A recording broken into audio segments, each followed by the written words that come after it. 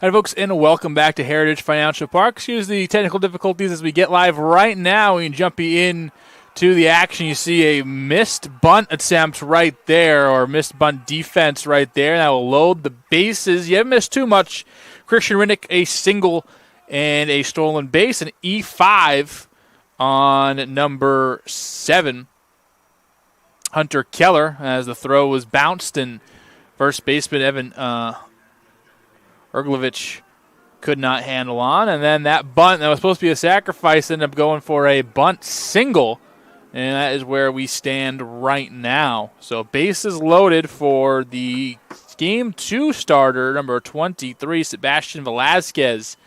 And we'll get into some of his stats in just a moment here. But first, the starting lineup for the Cougars. We talked about Christian Rinnick, the shortstop. He got a single, stole the base, and now sits at third. You have Stephen Young Jr., now the DH in Game 2. Did play second base for Game 1. He's on second base now. And Jimmy Kurtz, who just singled his way over to first, is on first, bats third, plays right field. Up now, Justin Levine, he plays third base, wears 32. Enrique Beltra, the DH in Game 1, will be behind the dish for Game 2 as we get some rain coming out. And some ferocious rain coming through as it is coming down. It's not good. As everyone, the about 20 or so people in the stands coming out into the concourse area. Our cameras are coming out, so we're on the radio broadcast right now. As the rain coming down heavy. As we got the first game in fine, it was 12-5, a post win as they had 12 unanswered runs.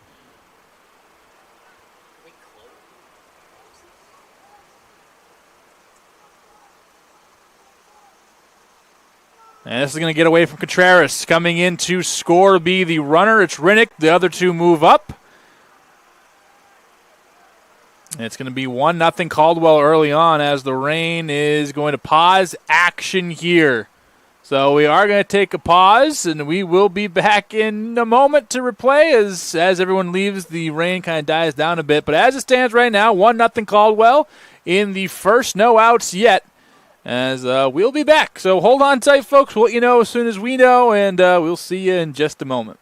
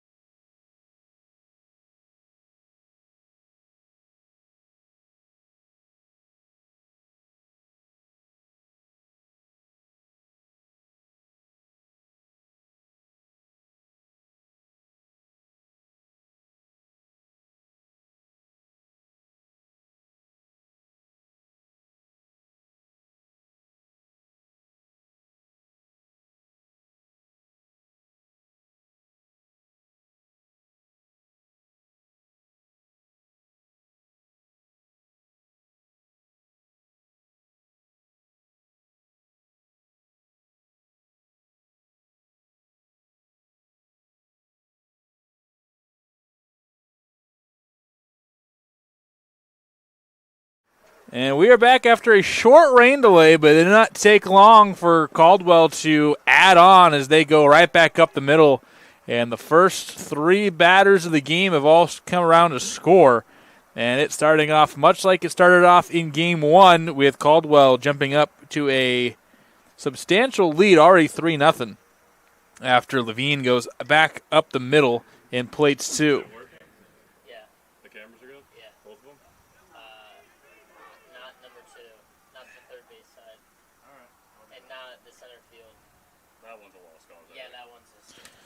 So Levine singled, plates 2. They had the run score on the wild pitch. So again, a whole bunch of stuff going on here. Again, Heritage Financial Park. Cody Shalfer here on the call for Game 2. Had some technical difficulties early in the game, and then as soon as we finally got everything underway, a torrential downpour for about 45 seconds spooked everyone off the field. Some light rain followed by, now we're back to decent skies, and we are expecting rain later in the evening, around 7 o'clock, 8 o'clock or so. So I think we should be okay to squeeze in the remainder of this one. Be tracked down by Gil Dolan moving from left to center in Game 2 here. And a couple newcomers here on the field. Let's get to know them. It's going to be Hartman from first base to left field now. Dolan and Foster do center and right field. Keller at third. Cornwell at shortstop. Vega at second base. And Erglovich now doing the first base duties with Contreras still doing the catching.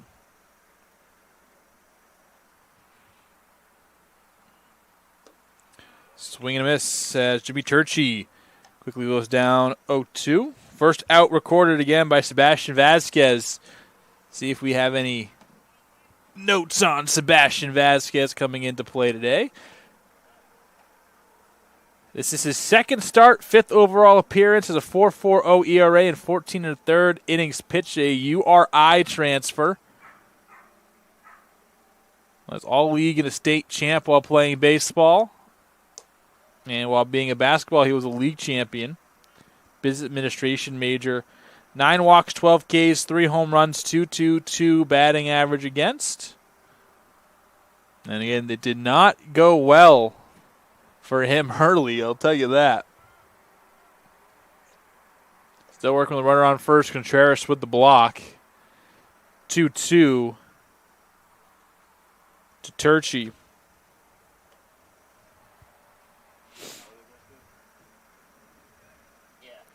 Lineup goes as such: Christian Rinnick, Stephen Young, Jimmy Kurtz, Justin Levine, Enrique Beltra. You got Turchi in center field. Devin Cass, the second baseman, didn't play in Game 1, will start in Game 2. And then Ethan Arter at first base as he was before. And then Isaiah Robinson in left field. We'll get to know him a little bit later. And probably the third time I've tried to do the lineup since we interrupted a couple of different times. And this game moved from Post University to Heritage Financial Park, as this one is going to most likely split the gap, and it will. We'll die in front of the warning track, skip off the wall. Throw comes in from Cornwell from short. The throw in time! What a toss from Cornwell. A perfect relay that Dolan started, and they cut the runner at home. A double from Turchi, but no RBI for him. That was a stellar defensive play.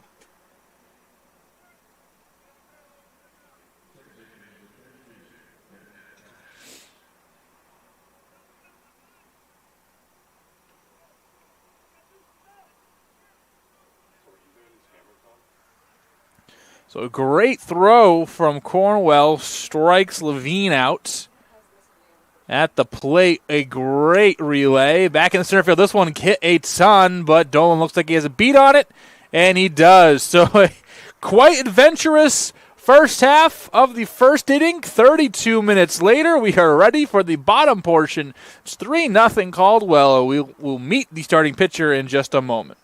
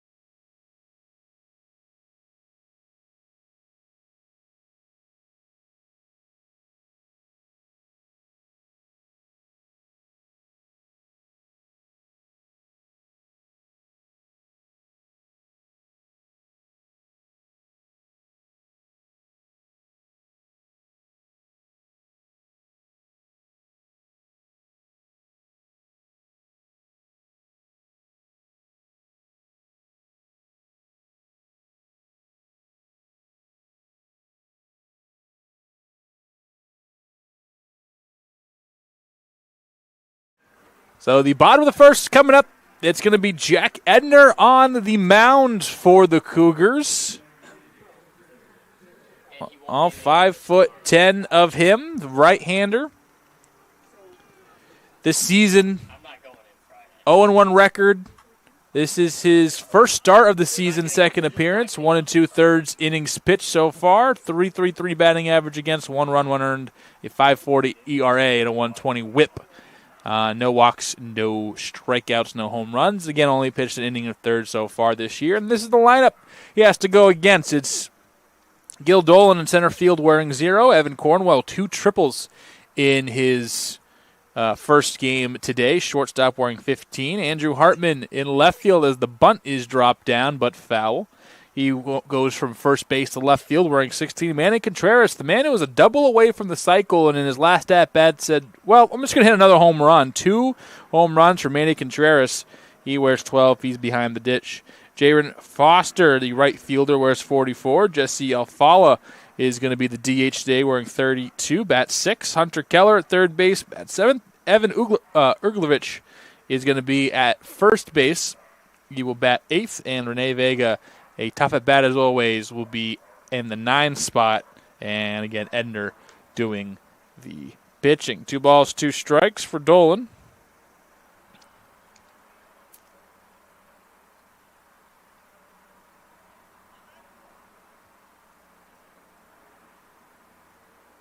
As the sun trying to poke its way back after a surprise shower, halted play for a bit.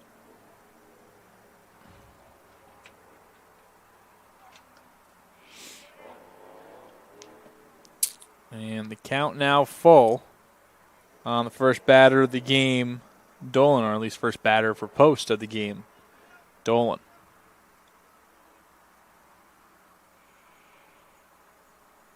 And they'll lose him after getting him down 0-2. First walk given up. Again, this one is scheduled 7-inning game, so we only got 7 here. We won all 9 in the first game. It was a 12-5 affair. And again, we got 7 on the docket for game 2. Evan Cornwell, the shortstop. Not including the first game. Sitting at 268 average, 11 RBI, 5 walks, 6 Ks, and a lot of those numbers going up. 2 triples. Letcher's first 2 triples of the year, including a bases clearing one early in the game. The throw from Beltra gets into left field as Cass runs over and tracks it down, but a stolen base for Gil Dolan.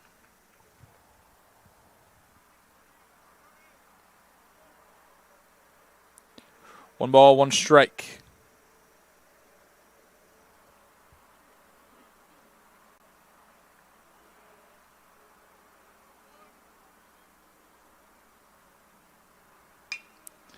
Leaned out. Shortstop is going to decide to go to first with it. Rinnick gets the runner out. And moving up is Dolan, who is very committed to getting to third base. Now a runner 90 feet away for the Eagles. Andrew Hartman steps in. 340 average coming into play today. Started his career at Gordon College. Bethel, Connecticut native. 6 doubles entering play today.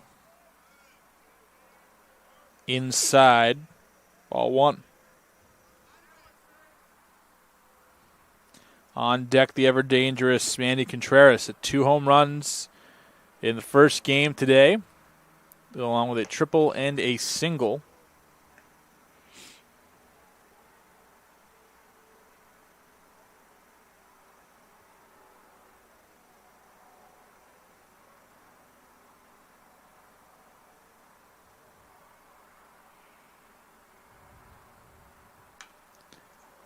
Fights that one off for the first strike.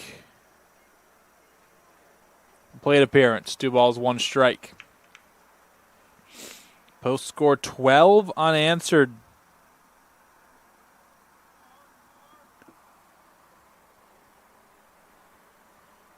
After giving up 5 quick ones. And that eats up Rinnick. Sure, that's going to go down as a hit. And either way, it's going to go down as a run scored for Post as Hartman hit that one on the screws. And I'm sure that's going to go down as a hit. We'll see what the official score is. And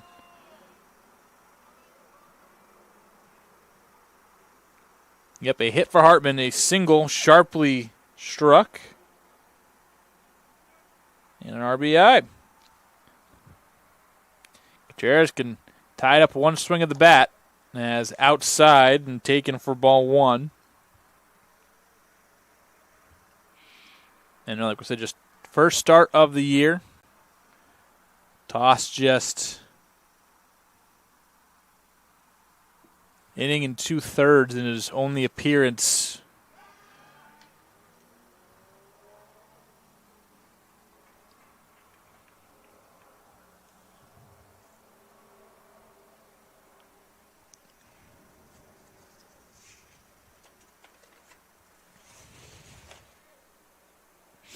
Both teams exhausted 3 pitchers. It was Schrange, Pulitano, and Wright for Post. And then actually Caldwell threw out 4 with Amato, Regis, and Foote doing most of the heavy lifting, with Akash Santiago getting in there late after the game was pretty out of hand.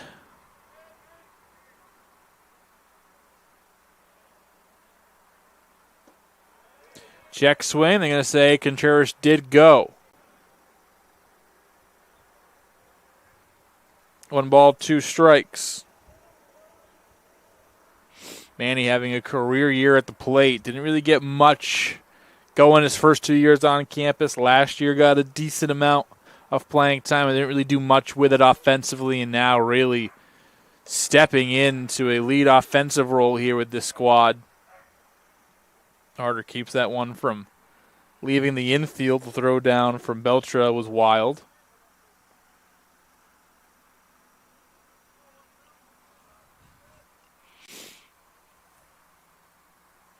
Balls, 2 strikes, 1 runner on, 1 out.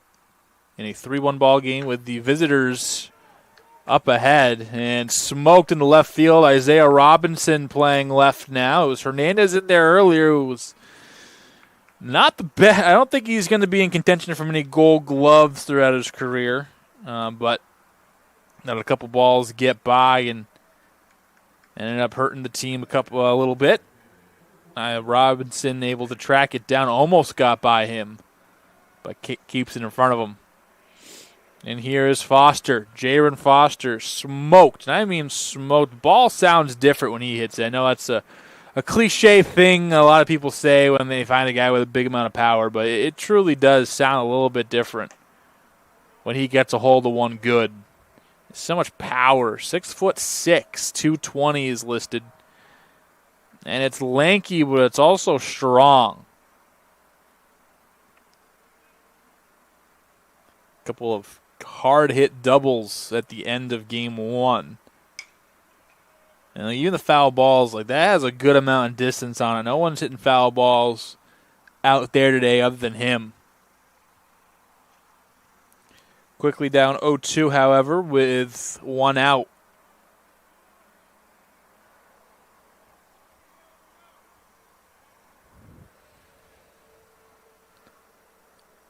Foster will just get a piece, and it ended up getting a piece of Beltra as well.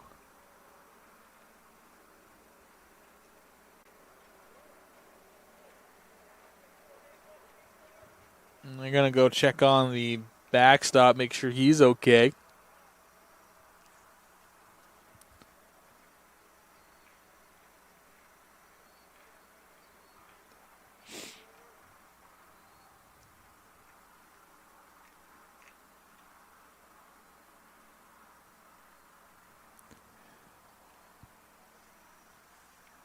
And thank you for joining us here on this midweek conference doubleheader. Heritage Financial Park, the home of the Hudson Valley Renegades of the New York Yankees organization, their high A affiliate, being gracious hosts for us here today. So we appreciate them. Caldwell probably was a little happy. Didn't have to make the entire trip up to Waterbury. Went most of the way, but got to stop about 45-ish, an hour-ish away from campus.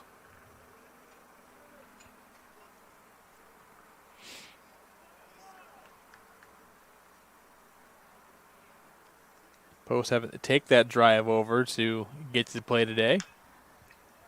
And Foster ahead of it as we resume.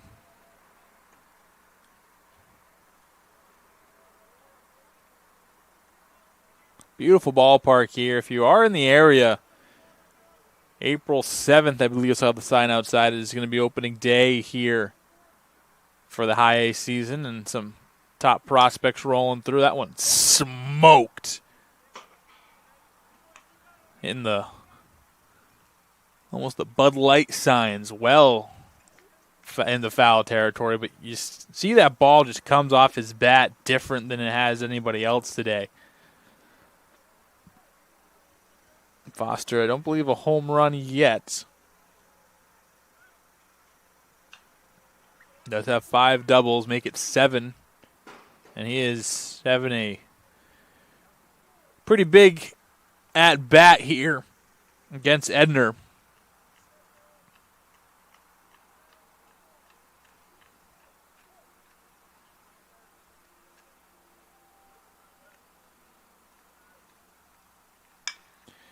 And chops into left field, gets through. They're going to hold the runner up, and the bases will be loaded as back-to-back-to-back singles for the Eagles have them on the doorstep of getting real back into this one and bringing up Jesse Alfala. Had a large amount of playing time last year. So far this year, 289 hitter. 1 double, 7 runs, 8 RBI, 13 strikeouts to 4 walks, and first one taken for a ball. Studying business administration. Played a lot of shortstop last year where Cornwell went down. Cornwell back in the starting lineup, and this is kind of a way to get both these middle infield bats in the lineup. Sky high. Sure, infield fly rule was called.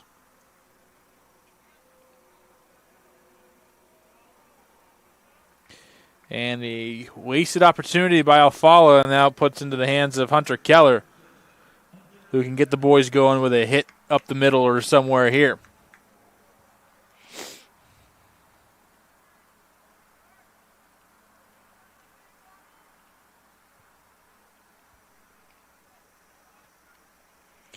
Hartman on third, Contreras at second, Foster at first. Bases loaded, and almost a pitch that got away from Jack Edner.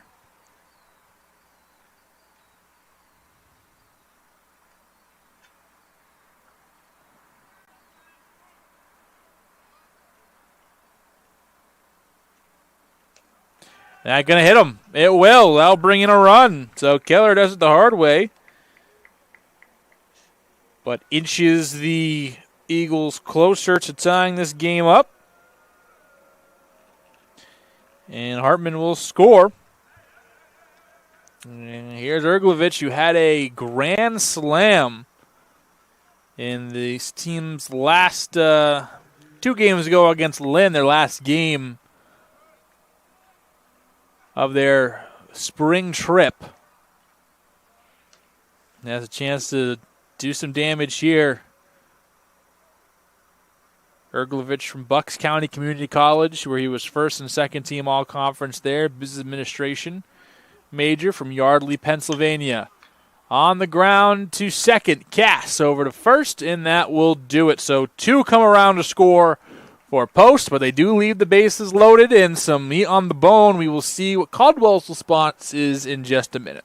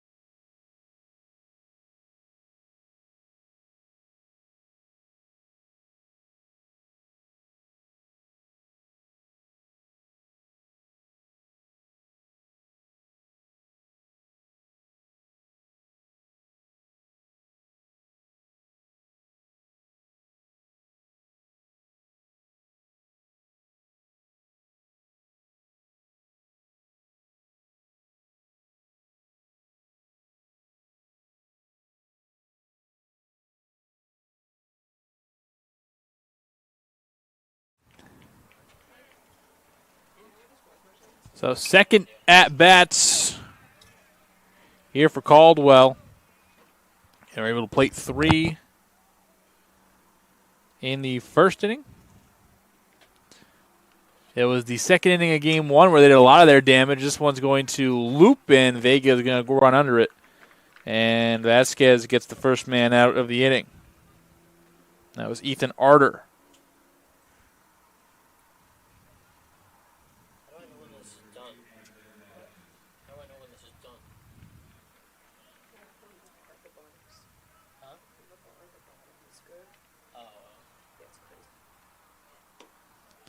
Bring up Isaiah Robinson for the first time, like you mentioned, one of the players who's starting in this game that did not get into game number 1.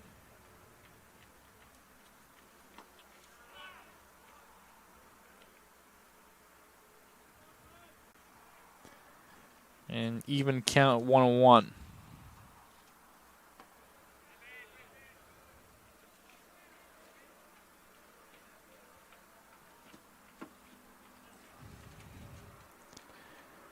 He goes fishing for it. And they'll throw over, and that will be a big strikeout, the first one of the day for Vasquez.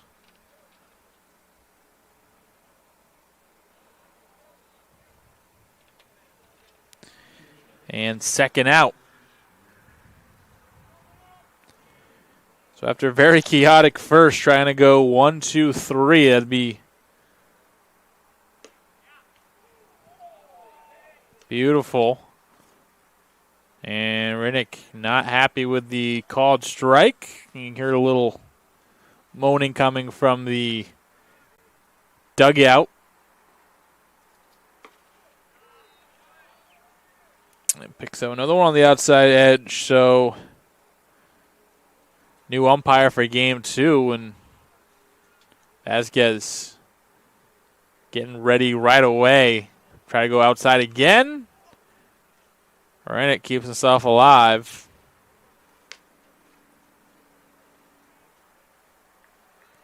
Vasquez is pitcher that's ready right away.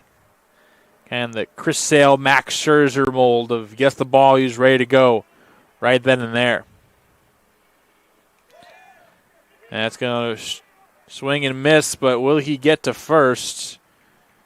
He will. So a strikeout, but the runner advances.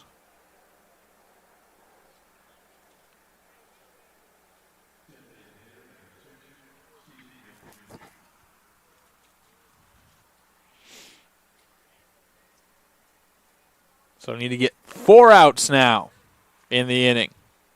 No, you don't win many games by giving teams extra outs. We'll see if Caldwell can come out and punish Post for it.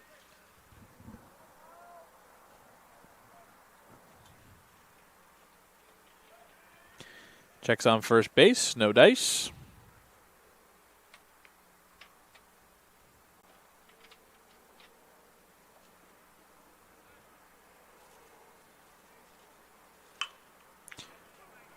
Chopper, they're going to go the short way to it, and a pretty efficient inning for Vasquez, who settles down after a very chaotic first inning. Now settled in, gets a good 1, 2, almost 3, but 4 inning here in the second. We'll be back in just a moment.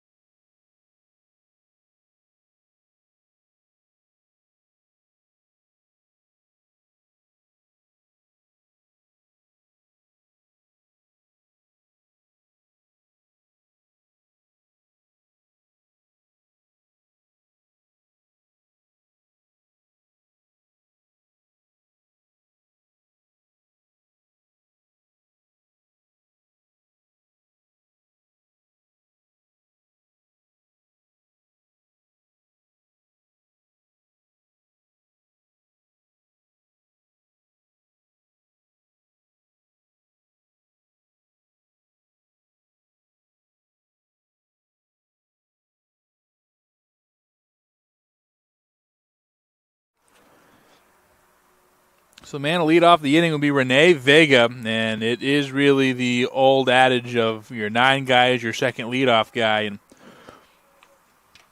very impressive what he's been able to do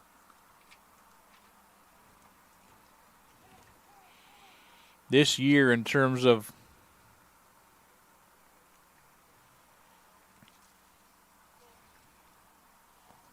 getting on base, only hitting 200 something, low 200s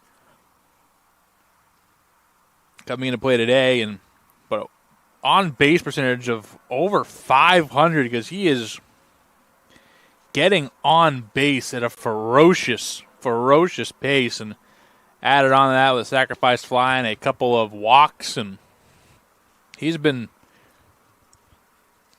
an early standout in my eyes just with his ability to get on base. And I did just read Moneyball for the second time like last week, so maybe getting on base and is fresh in the mind, but kind of shows how the view of the sport and who's good and what's good has changed and shifted and continues to change and shift as we go along. That was one of the first big revelations, and a team really straying from the orthodox path and having success doing so. And now every team is on that path, and another walk. And Rene Vega would have been loved by Billy Beane.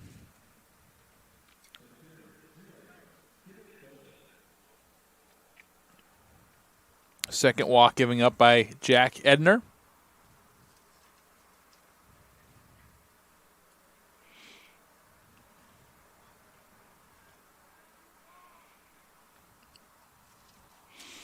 And that will be it. That will be all he gets. So an inning plus of work for Edner. He's responsible for the runner on first, and we will be back when we find out who's coming in next.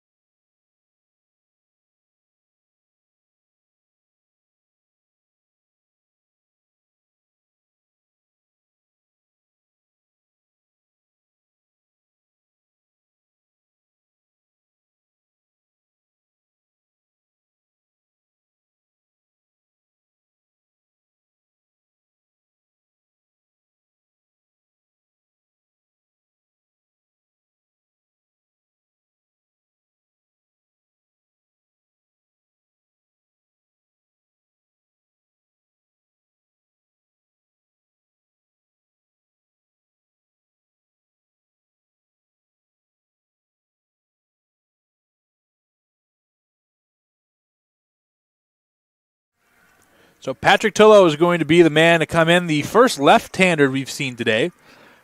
4.50 ERA in 2 innings of work this season. 1 home run given up, a 4.29 batting average against, 1 run, 1 earned, and 3 strikeouts, though, to no walks. So he's been effective enough. That's his second appearance. We'll see what he has for the lefty Dolan and Cornwell. And I believe Hartman is as well. First pitch swing going the opposite direction and going to bang off the foul part of the wall.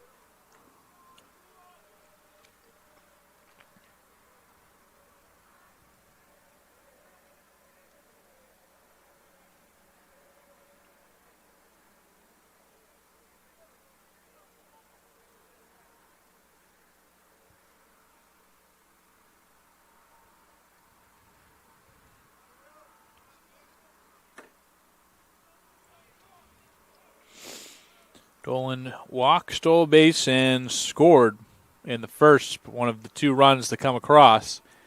He is working with leadoff man Rene Vega at first base after a walk.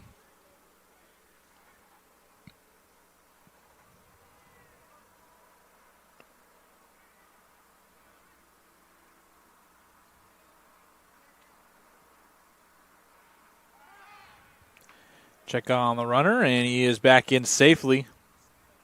Dolan, a transfer from D1 UMass Amherst, coming in as a sophomore from Weymouth, Massachusetts, studying communications here. 5'11", $172.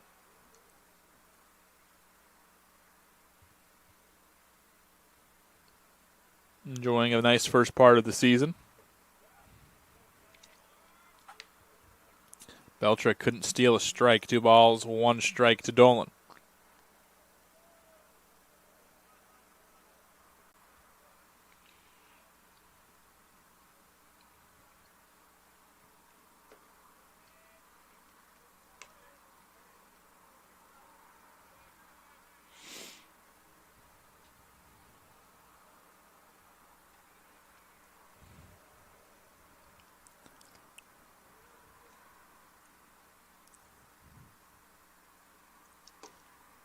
And ball 4.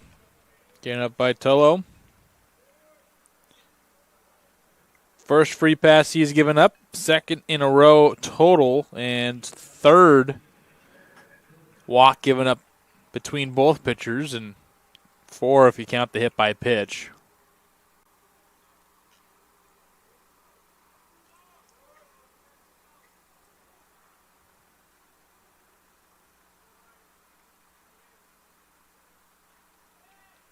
Cornwell will try to drop it down, and he can't keep it fair as it will roll well into foul territory down the third base side.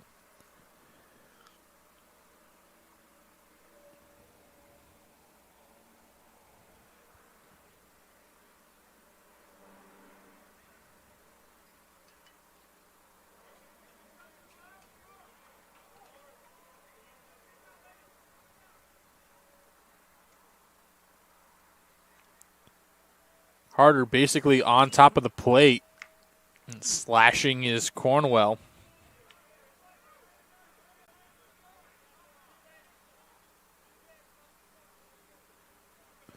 Now with 2 outs, or 2 strikes, excuse me, the infield will roll back. I have a theory and a kind of new school way at looking at an old school topic. Usually, obviously, if you bunt the ball foul with 2 strikes, then you are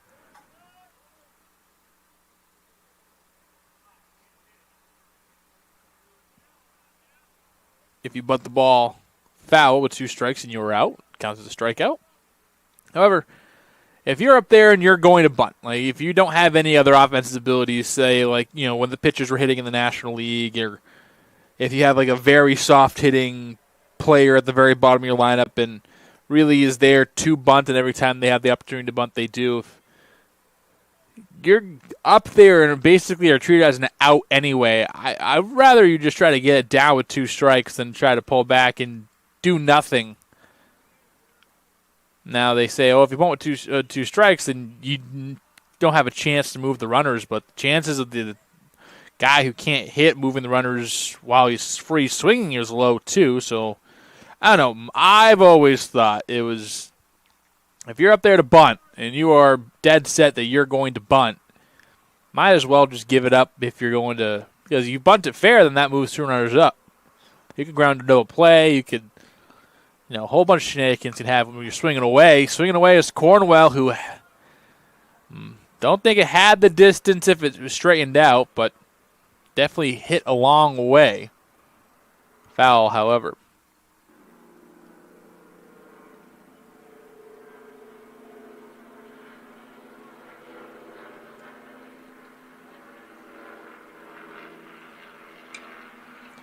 Chopper through the right side and through. They're going to hold the runner up, and the bases will be juiced as the throw comes in.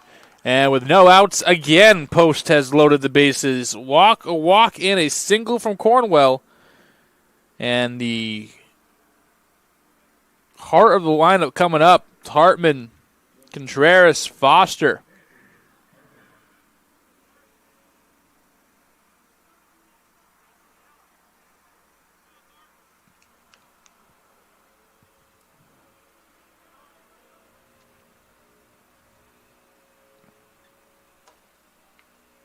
Taken for ball 1, lefty on lefty, and they brought in the lefty to face a bunch of their lefties.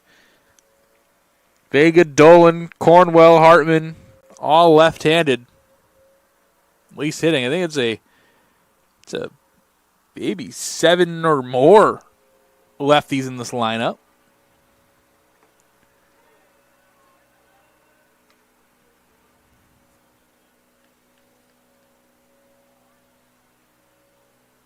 Well, Contreras, Keller, right-handers.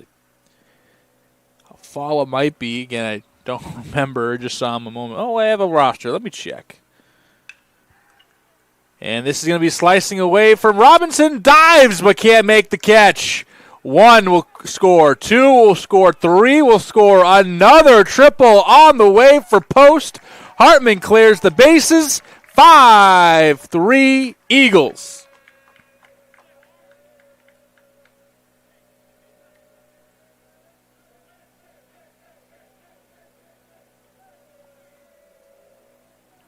That was a tough play for Robinson. It looked like he might have had it tracked down, but lays out for it. Can't squeeze it. And another triple for the boys here today.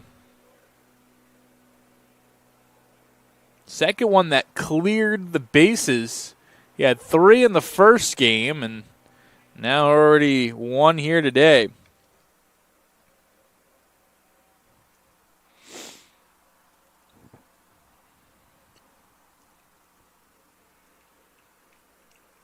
Good amount of space here in the outfield at Heritage Financial Park.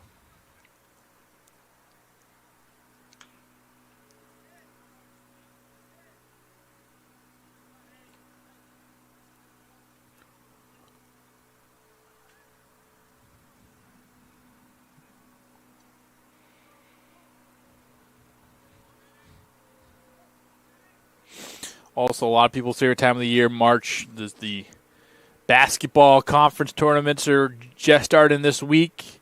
Next week, we'll have March Madness on our hands, which is, again, like I said, basically everyone's favorite time of year.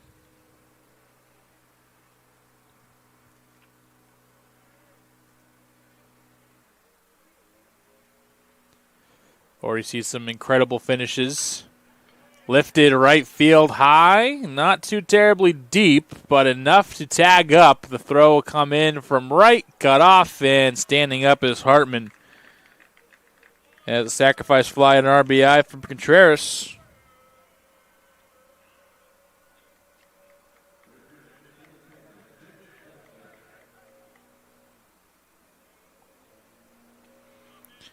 And right there is out number 1. So we will restart it all. Foster a single his first time up in game 2. Swings out of his shoes. Comes up empty-handed. Don't want him connecting when he's swinging that hard, because you're not going to find that baseball.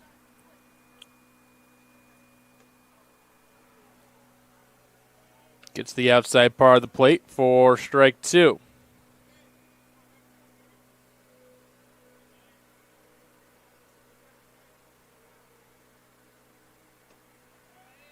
And cut on and missed for strike 3, so they make quick work of Foster for turning it over to Jesse Alfala, who is in fact a right-handed hitter.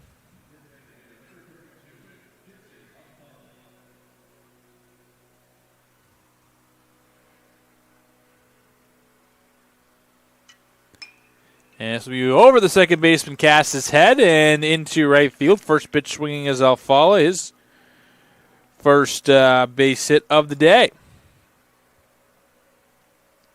Make way for Hunter Keller. Big night in sports last night. Bam Adebayo becoming the second highest scorer in NBA history for a single game. 83. Craziness. I was watching the Celtics game while finishing up my prep notes, and they kept mentioning this one up the middle. Now keep station to station. There's a little bobble in center field, but will hold Alfala at second, a single for Keller. But they kept mentioning Bam Adebayo only had 30 in the first, quarter, and we had 60-something through 3, and they actually cut to the remainder of the Heat-Wizards game with like 2 minutes left during the Celtics broadcast, and got to see him make his 2 free throws to officially pass Kobe Bryant. That's super cool. Like I said, you got the basketball tournaments going on. World Baseball Classic, a little hot water the U.S. got into. The U.S. lost last night to Italy, I believe 8-5 ended up being the final score, and a lot of that damage, actually all that damage done by the bottom half of Italy's lineup.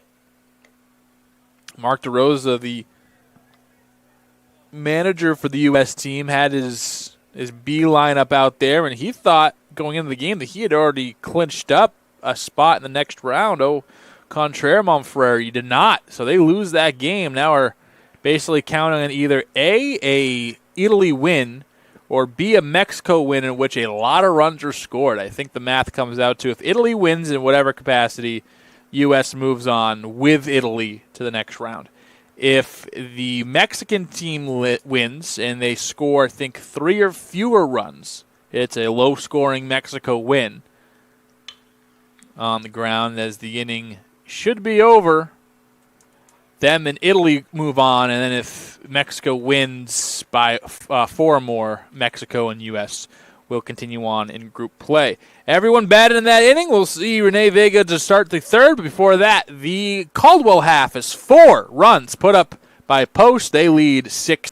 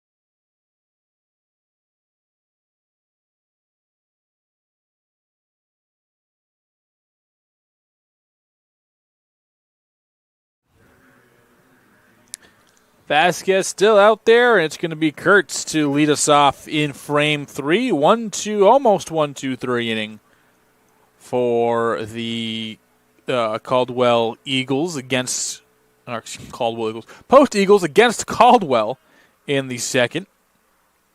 Kurtz thought about swinging in the first pitch. Will lay off of it for a ball. He singled on a bunt. It was a sacrifice bunt that he dropped down and ended up getting overway the first base with it. Ends up bunting for a base hit.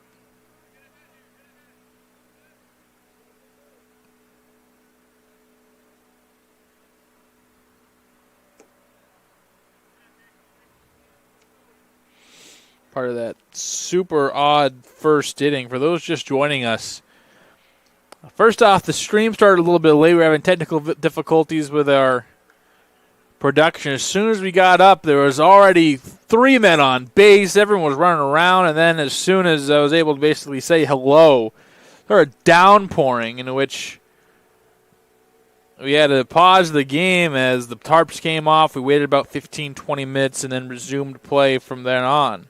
As walk and the first given out by Vasquez.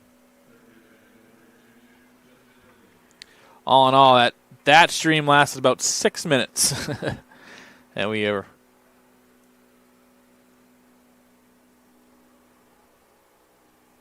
back again. here for our second game of our doubleheader.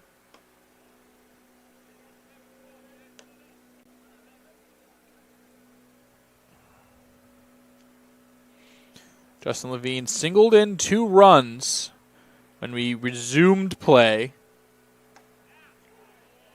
About 20-ish minutes after he was supposed to take his first at-bat. And then was gunned out at the plate by an awesome relay after a double from Jimmy Turchi.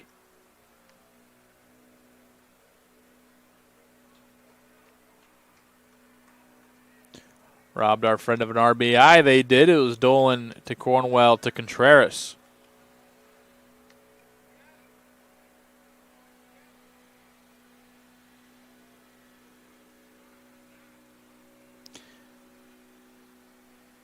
Vasquez was asking for the appeal. Seems a high-spirited young fellow. He saw right as the rain started coming down, he yanked the pitch. They were allowed a run to score on the wild pitch, and then immediately everyone said, all right, we scored that run, let's go into the dugout. And he was telling umpires, like, you should have called it sooner. We would not have given up that run or whatever. He has settled in, it seemed, after a pretty efficient second, and starts this one off with a walk, but then a fly out. Trying to settle on in.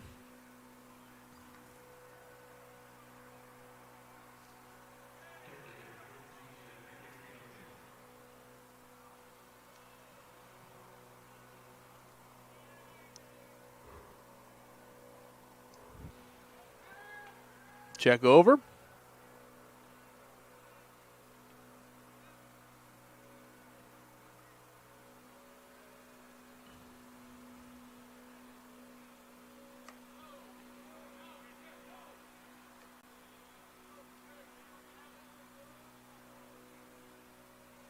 Do have some action in the bullpen. Looks like just warm-up work. No one just getting loose. No one really firing bullets in the bullpen yet. For at least for Post, hard to see the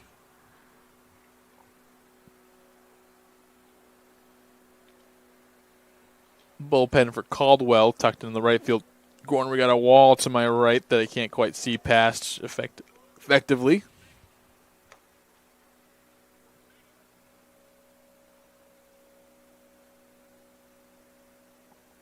To 1 count to Enrique Beltra, catcher, who wore one off the fingertips behind the plate earlier.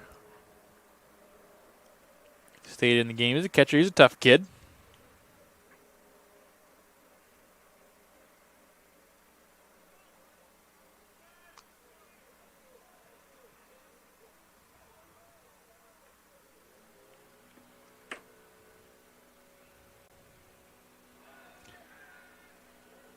And over to first.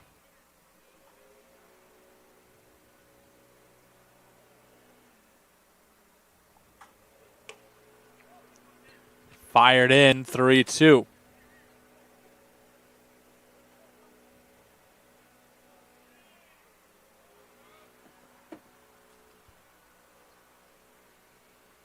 Swing and a miss, and the second out is by way of the K.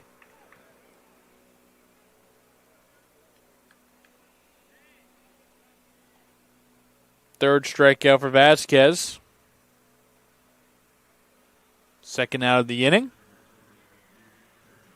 And here's Turchi.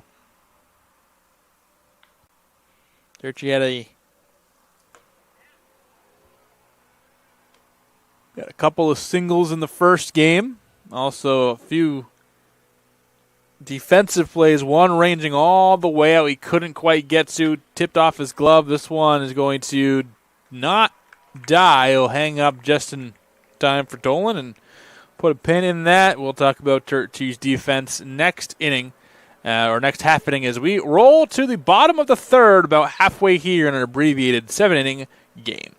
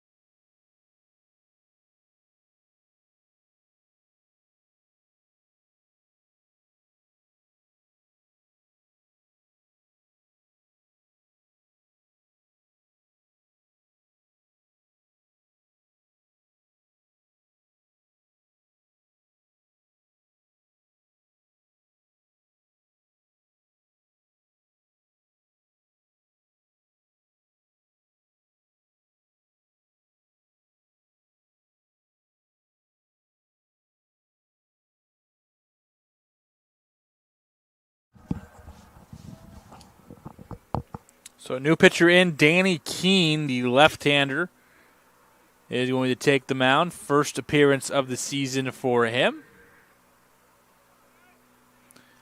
Let's see if he has any other prior appearances. It's Keene, the senior from Union, New Jersey.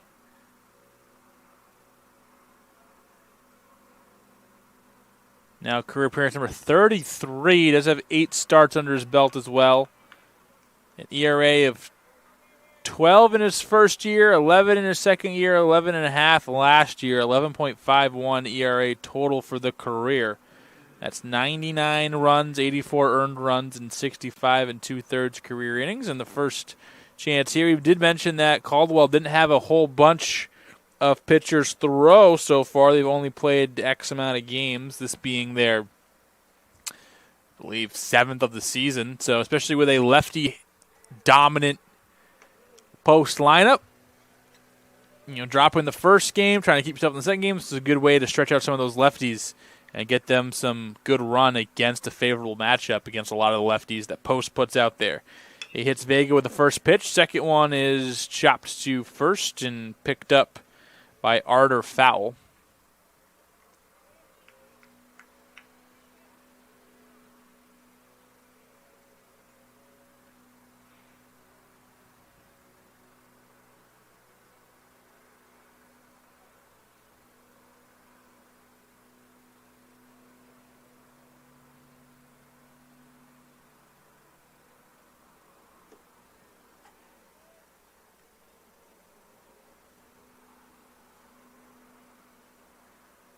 Dolan 2 walks and 2 runs so far in game 2.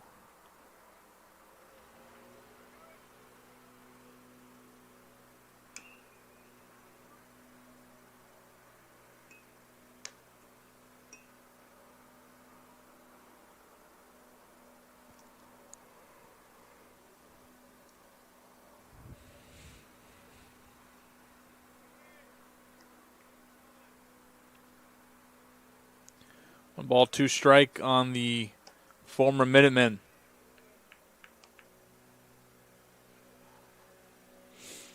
From Weymouth, Massachusetts, down the Cape.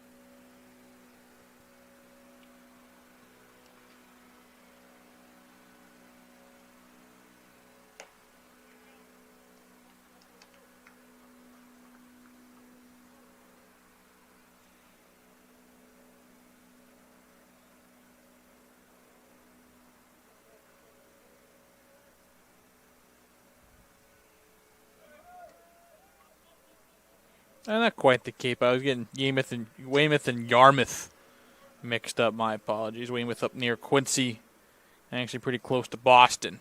So not quite the Cape, but the South Shore. As he reaches. First base, first 2 on.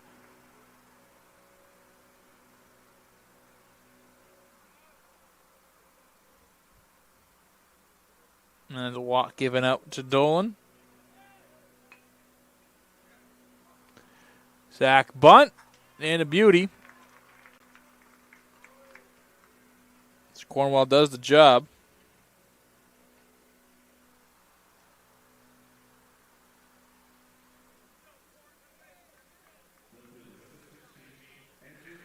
Hartman cleared the bases with a triple, 3-run triple in the second.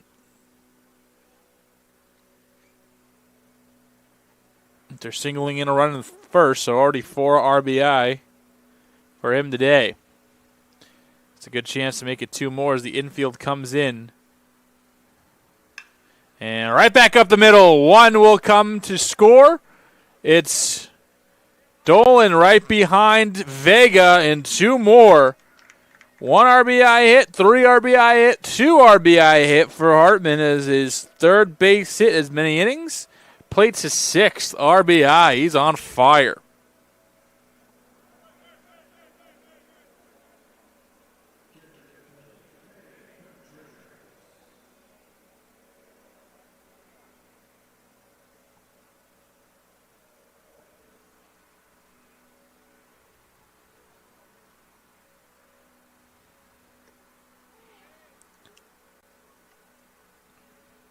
Contreras takes strike one.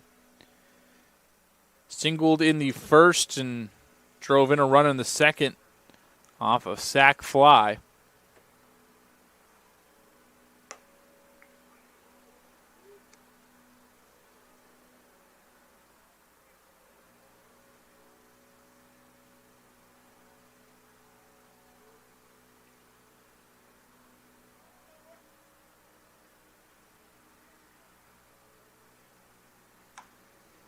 Launched left field.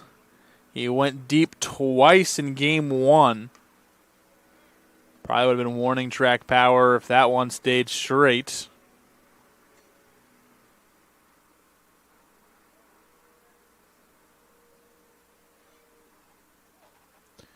One of the few righties in the starting lineup here.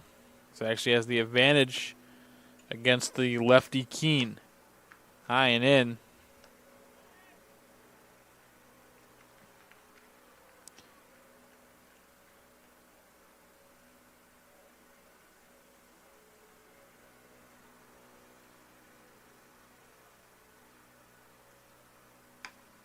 Reaches out, puts on the ground. Levine can't get the out. He short hopped it. Cass can't pick it. And an E5.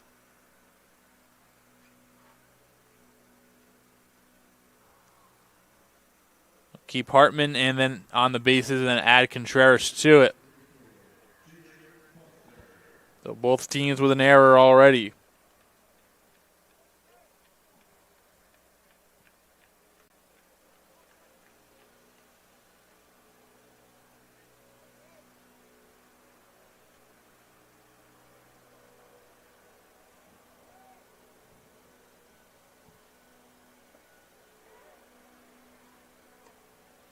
First pitch is a called strike.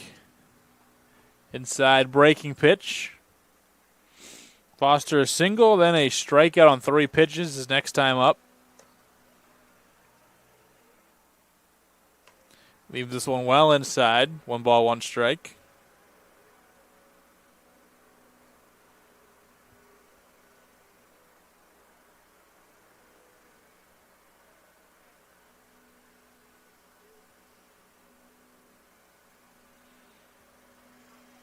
Beltran did enough to block it.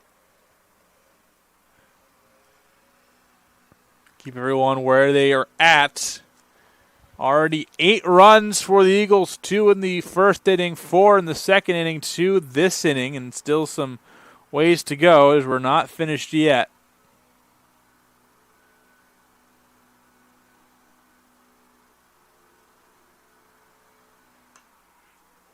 Out straight back. Even up the count 2-2.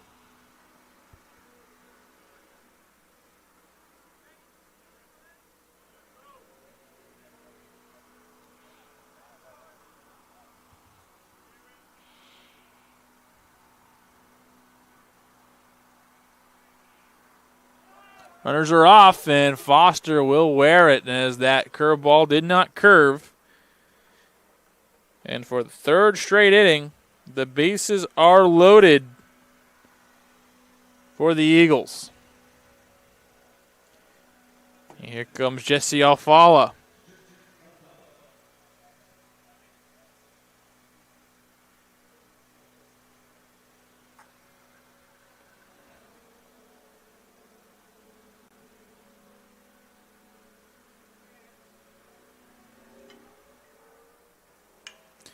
On the ground, past the diving shortstop Rinnick.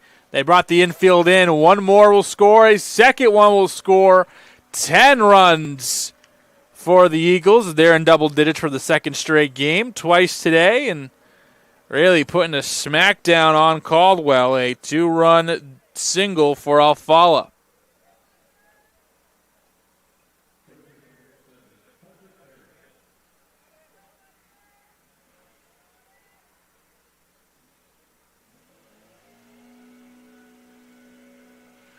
Hartman and Contreras do the scoring.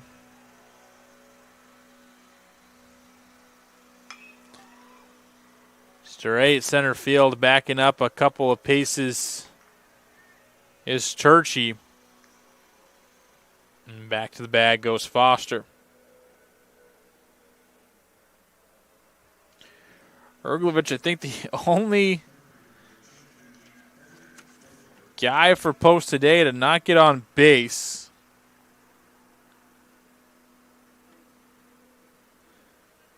And Vega doesn't have a hit, but he's been on base several times due to walks.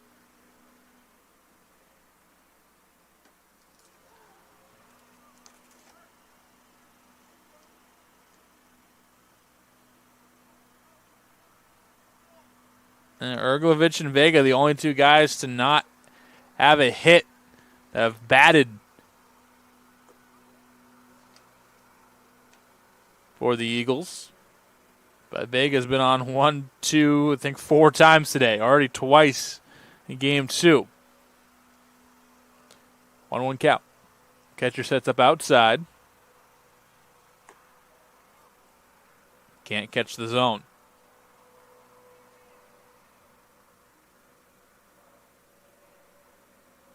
2 balls, 1 strike as Vega due up next. Erglovich going for the highway. Comes up empty.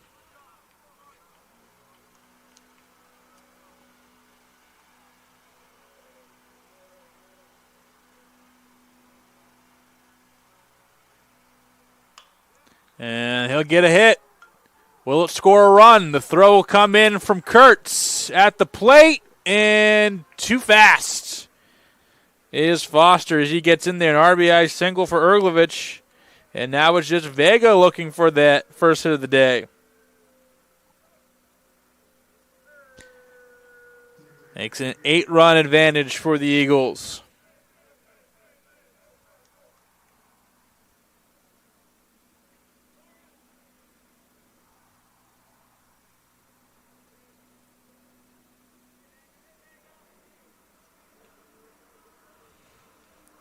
Vega started this inning with a hit by pitch.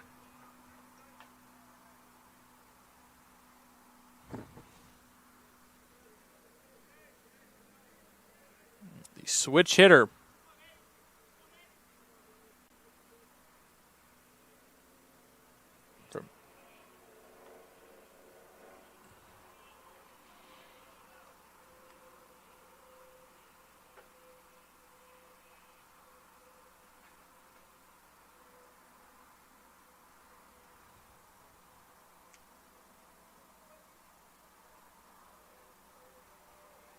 One ball, 1 strike. Outside for another ball.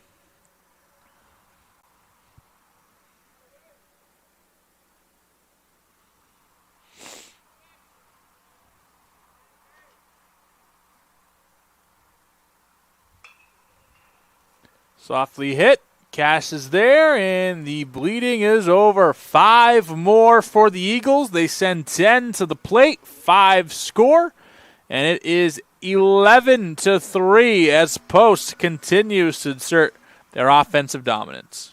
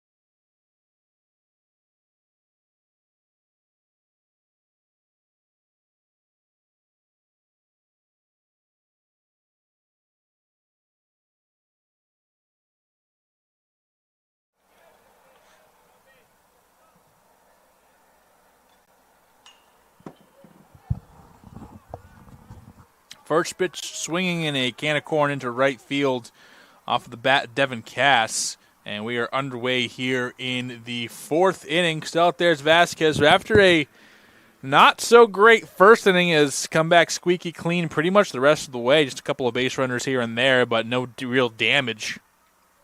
And gets Cass to fly out in the first pitch that he sees in this inning.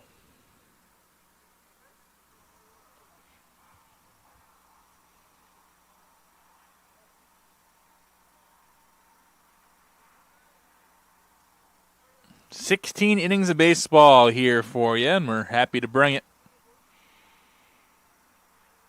Heritage Financial Park here in New York.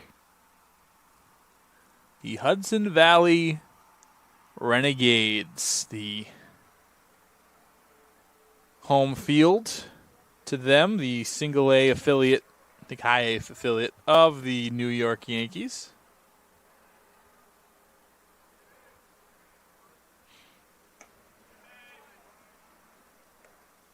As a career fan of baseball and an aspiring major league broadcaster one day, it is pretty cool to get to call a game in a legit minor league park.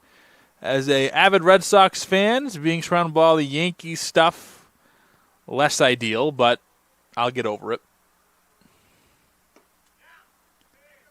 It's low. It's 2-1 here on Ethan Arter. And they lose him. He'll get walked. The second base on balls allowed by Vasquez.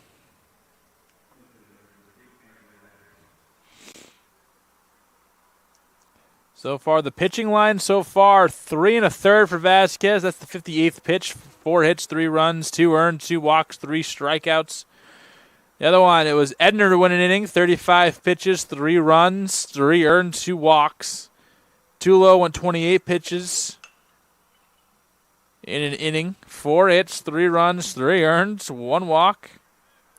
And then Keene, 1 inning, 3 hits, 5 runs, 3 earned, 9 earned runs. All 3 pitchers tagged for 3 of them for Caldwell. This one could be 2. Vega on the bag for 1. Back to first base. It skips away. Fielder's choice it will be. Can't assume the double play, so no error given out, especially since the runner did not move forward. So Robinson will stay at first base.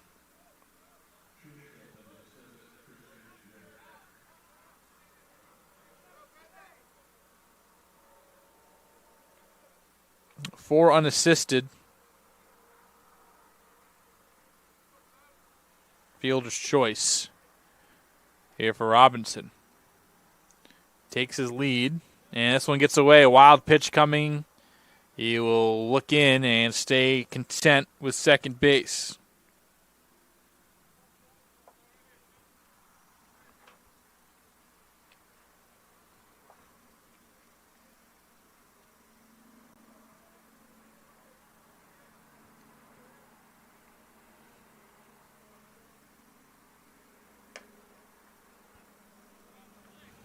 Cody Schaffel with you. Thank you for joining us. Christian Rinnick, the leadoff man for the game, will get another chance here.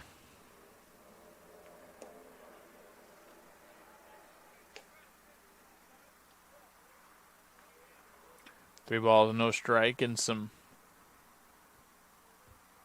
motion in the bullpen as you got someone warming up, really warming up there for post, as it could get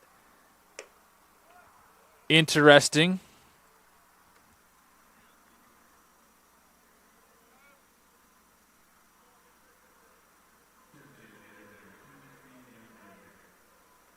Vasquez hitter played second base in our first game.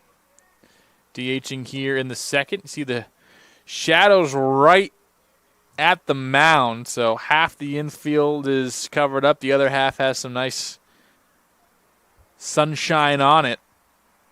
Again, a beautiful, beautiful ballpark here. Pretty uniform. Nothing too crazy. 325 down the left field and right field line. 400 dead center. Pretty much uniform all the way around. A slight extended wall in left field, but only by maybe a yard or so. Swinging and missing is Young, fooled badly on the slider.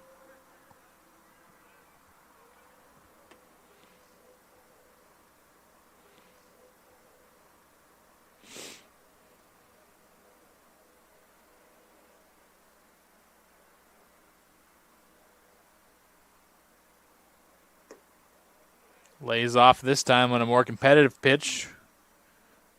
Good discipline by Young there.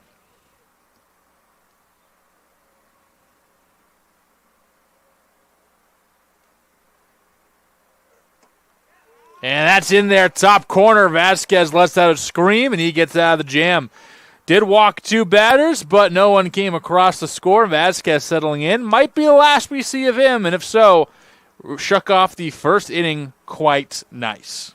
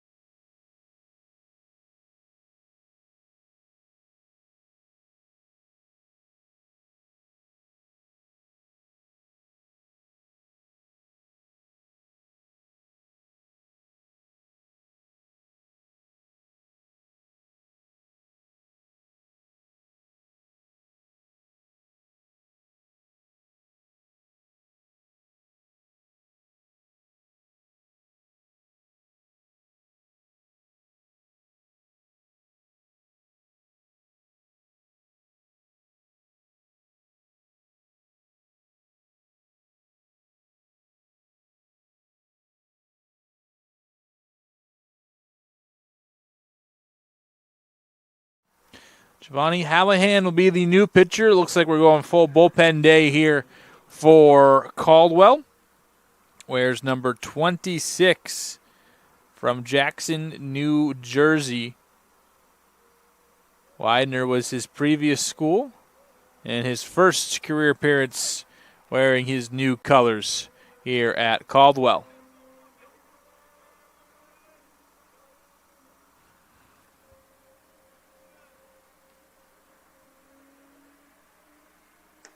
You'll have Dolan, Cornwell, Hartman.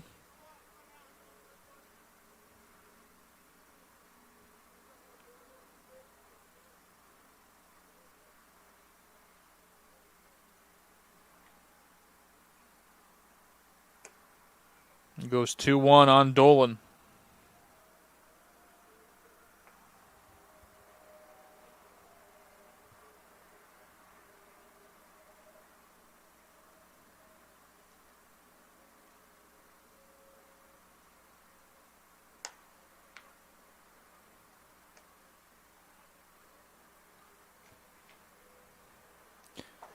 So an 8-run affair here. Again, no mercy territory here as we're only playing 7 regardless of the final score. So it's not like they have a 10 after 4, 10 after 5 rule here with the 7 innings. It's popped way up. And a big collision. Holding on is Rinnick.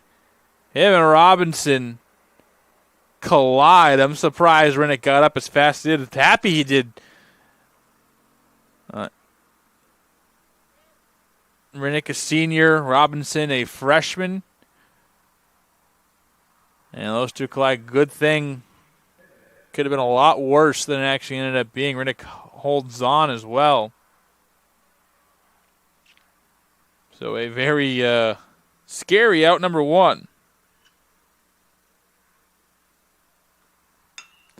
Right back up the middle as Cornwell picks up his second hit of game 2.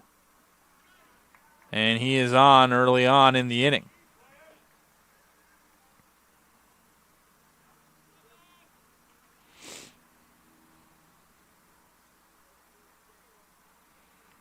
Also have NFL free agency going on around this time as well. The hockey tournament's going on as well. It's always fun. I always say March, early April is the best 6 weeks of the sport calendar.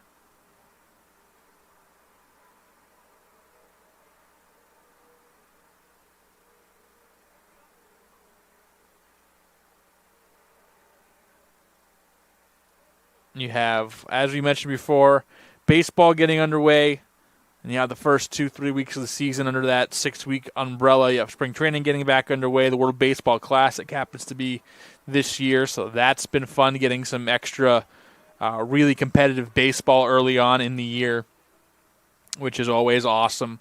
You have the NFL free agency and the lead up to the draft. You just finished up the season.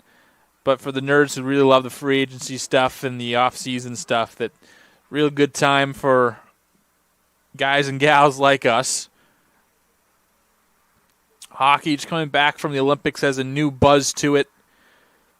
They're in the middle, towards the end of their season where, all right, now you're trying to look at playoff seedings, and you had the trade deadline just a moment ago. And in hockey, they wait real late for that.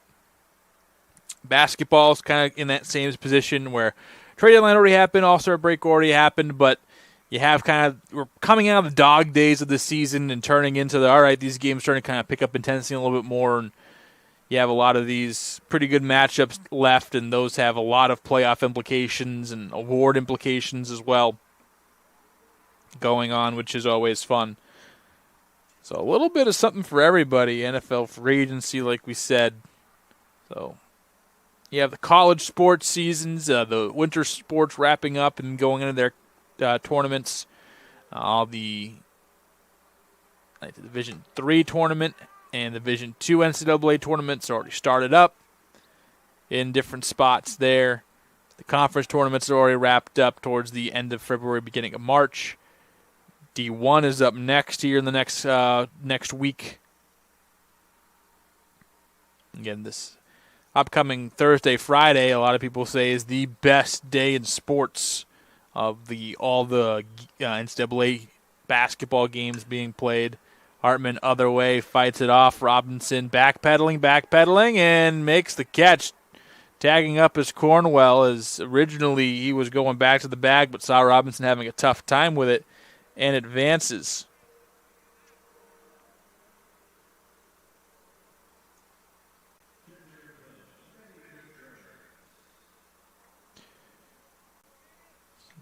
So I always view this area of the year as probably the best time for sports, especially this year, amplified a little bit with the Olympics and the World Baseball Classic overlapping just slightly, or not technically overlapping, but going from one right into the other to add some heightened excitement for this March, April than in years previous where they don't go on. It's pretty fun 2026 so far for sports.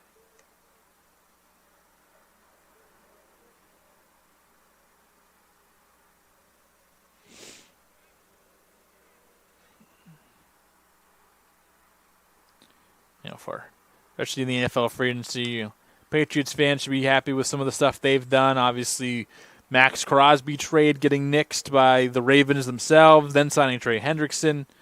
If you're a fan of the team, basically everyone's done anything. If you're a fan of the Jets and the Giants, then God bless you.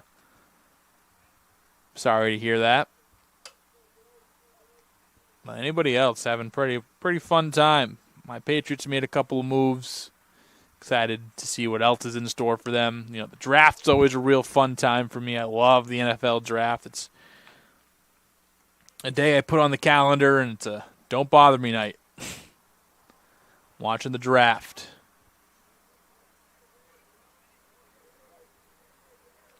$11 runs on 11 hits for Post, 2 outs.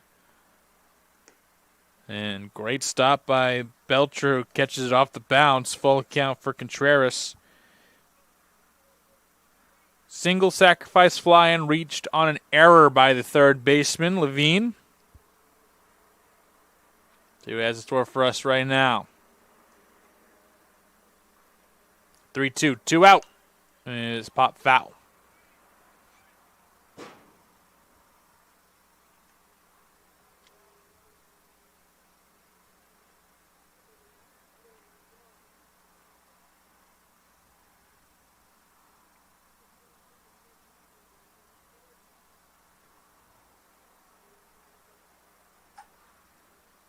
Payoff pitch. Contreras in front. Stays alive.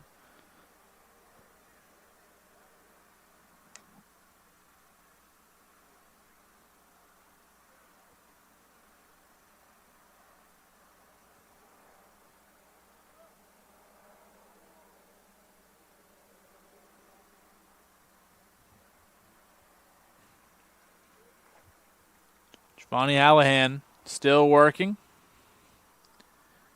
And a pretty good day for Post. He's put up 12 in game one and already through 3 innings here have put up 11 in game two. The ball gets away. Coming towards home is Cornwell. He will score with ease. So a walk and a wild pitch. And it was going good for a little bit there for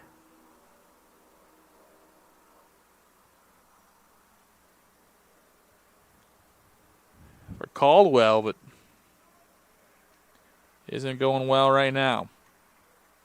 At least in this inning. This whole game hasn't gone too well for Caldwell other than the top of the first. Since they've come back from play, it hasn't really been too great.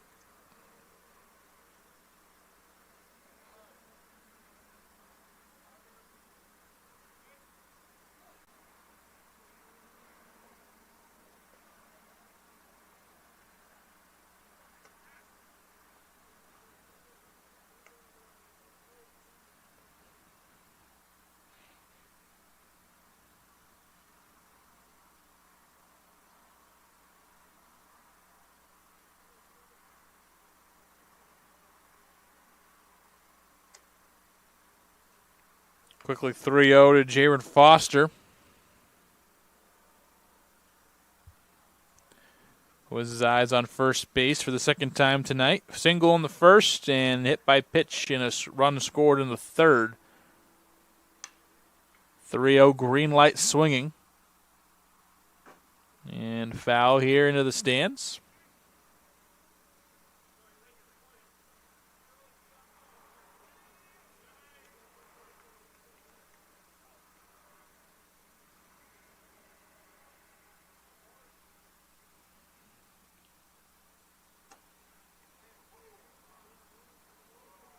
Took a couple minutes, but call strike.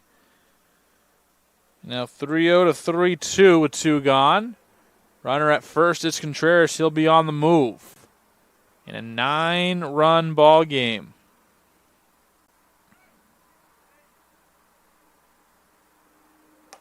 And swing and a miss. Foster goes down, and that will do it. His second K of the night. First K for Allahan, and most likely going to be it for Giovanni Allahan if we are following the patterns we've seen. We'll see you in the next frame. Don't go anywhere.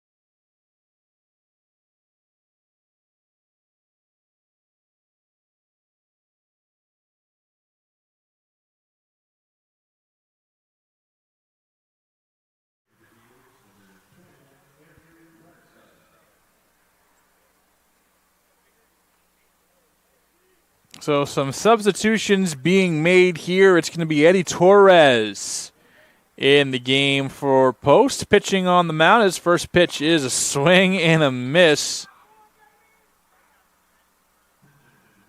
And already into the bench goes both teams as number 23, Eli Santiago for Caldwell, is up. Jimmy Kurtz's day is done. And also new into the game, Manny Contreras, his day is done. Catching is fresher number 21, Andrew Reimstein. So he'll go in there behind the dish and catch some. So a few substitutions.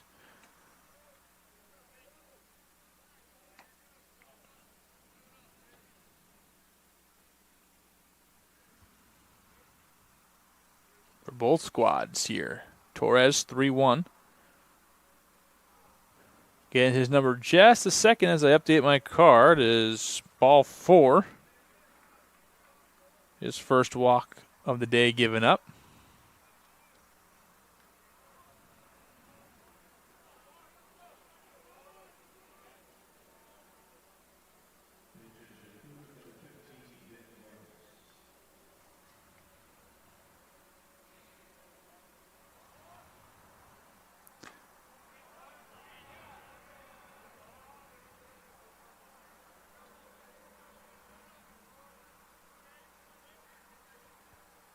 Vin Vargas, the next batter up, will be replacing Justin Levine. And we are emptying the bench here for both sides.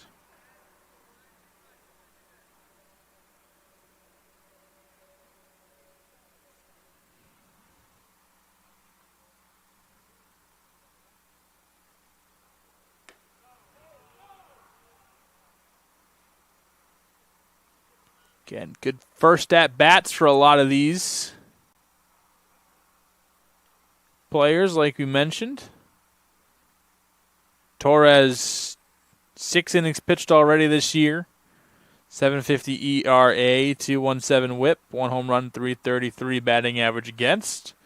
Comes out throwing some heat.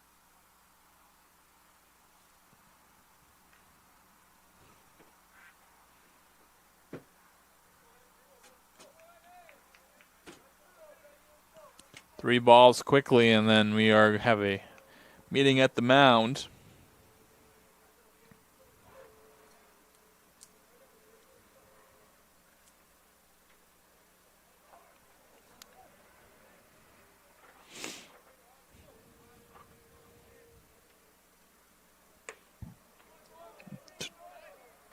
Strike. Torres, I think everyone in the ballpark thought that Torres had walked a second straight batter. At the umpire home plate is the only man that disagrees. He was the only man whose opinion matters. So 3-1, maybe some help as Vargas steps back into the box. And now Torres loses his second batter. 2 runners move up.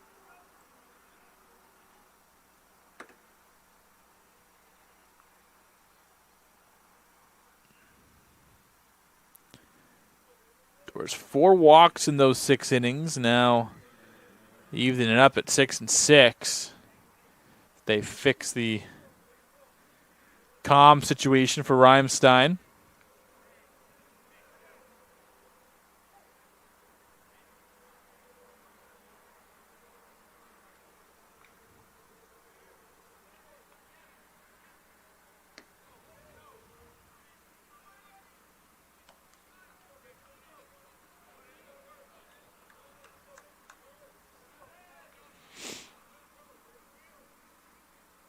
Sadiel Rodriguez back in pinch hitting.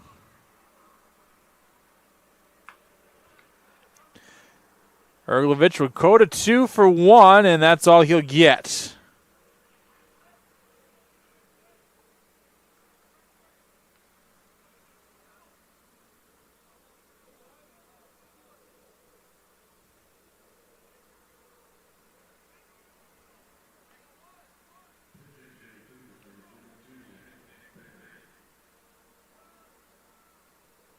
Runners on the corners. Nick Bailey, the new pitch hitter, coming in.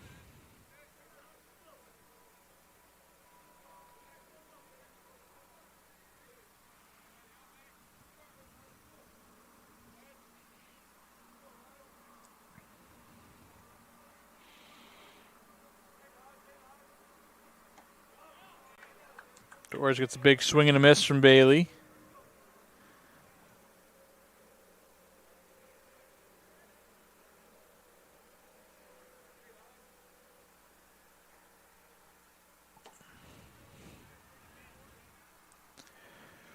Torres been hard to find the plate. It's already 2 free passes. Did get the ground ball, but a lot of 3-ball counts.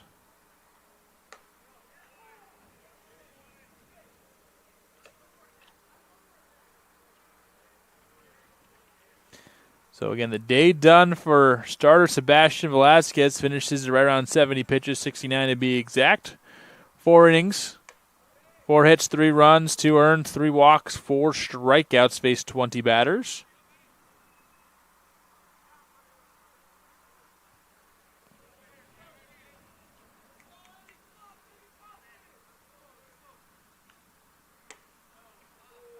And strike 3 called as Bailey thought he was walking to first, and he'll walk back in the dugout. First K for Torres.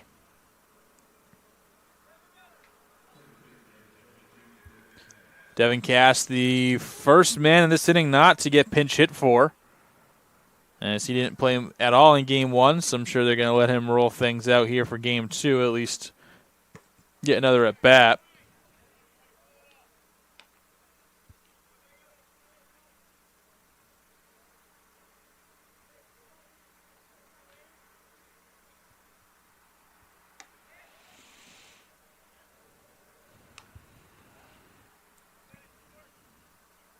Past 6 o'clock here in New York.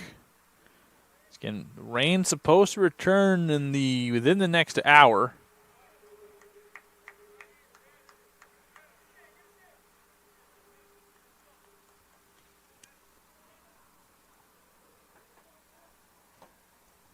So we'll see if we can get through the rest of the 5th, the 6th, and the top half of the 7th, barring a Caldwell comeback within that time. Strike 3, Torres, little help from Blue, but ends up striking out 2. And that will do it for the 5th. 2 walks, but no one comes across the score. The 4th straight 0 thrown up by Post pitching.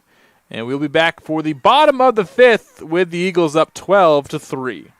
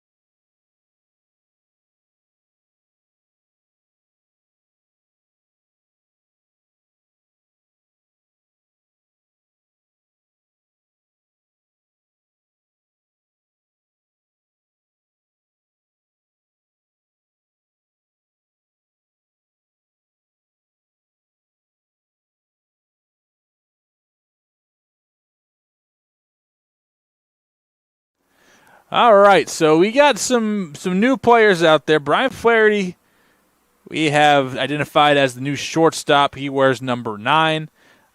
Eli Santiago will stay in the game at left field. Vin Vargas will stay in the game at third base. Ranging over in right field here is Nick Bailey. Isaiah Robinson will move from left field to center field. And Sadiel Rodriguez will stay in the game as a catcher. Any more situations? Oh, and then we have a new pitcher. Jake Capra is going to be pitching.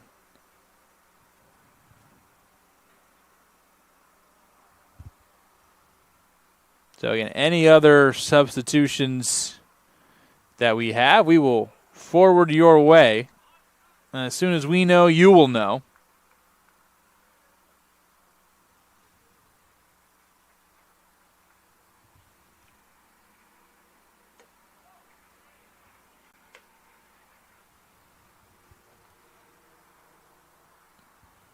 And the sky starts to darken a bit.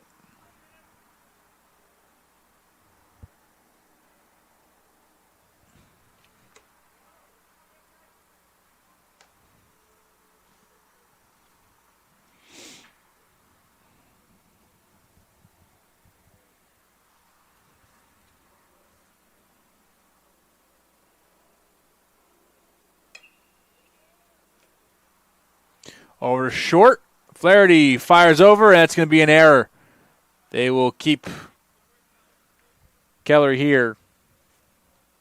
But knee 6 was the first base runner of the day, or the inning on for Post.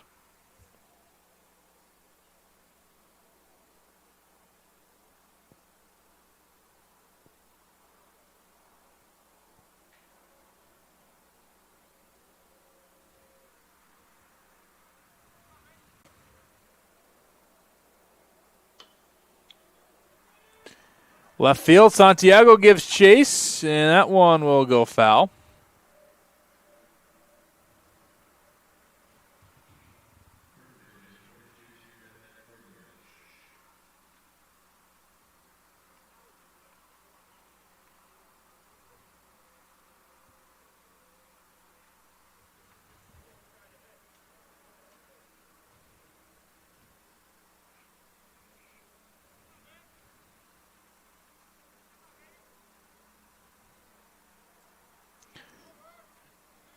Erglovich with the foul ball just a moment ago. Stands in there and takes ball number 1. 1 ball, 1 strike for Erglovich.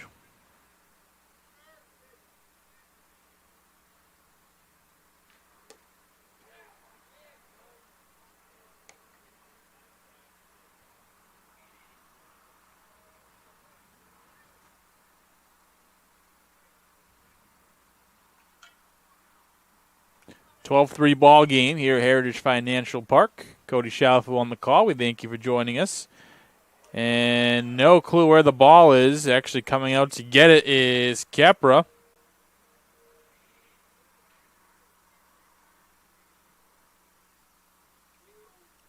Who also failed to throw a pitch this year until now.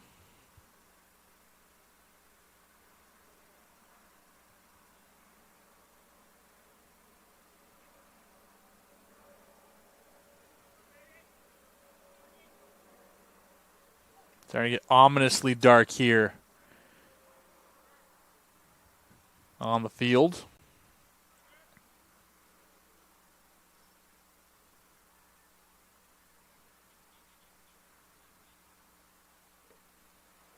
In the dirt again. No advance from the runner. Showers in the vicinity, my phone is saying. Basically supposed to start at 7 o'clock and not end until about 2 o'clock tomorrow is what the weather app is saying. The bulk of it coming between 7 and 9 and then picking back up around midnight. This one comes back here. Right behind, on top of us, really.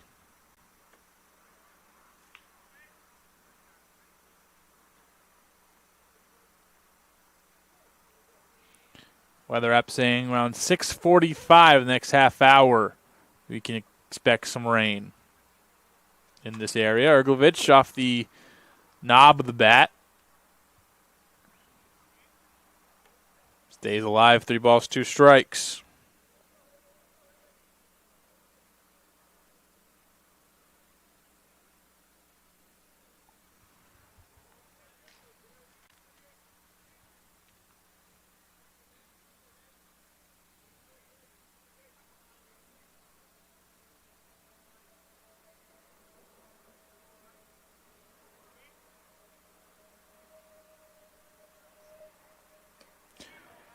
Two and knee, Beltray style, but he didn't hit one 450 feet over the fence. He struck out swinging.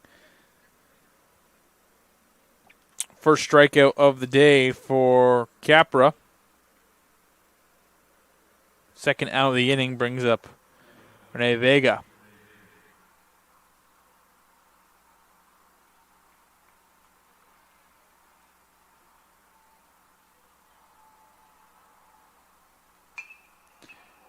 Goes the other way with it. Flaherty tried to redeem himself. Bounces it again, and another error for the freshman shortstop.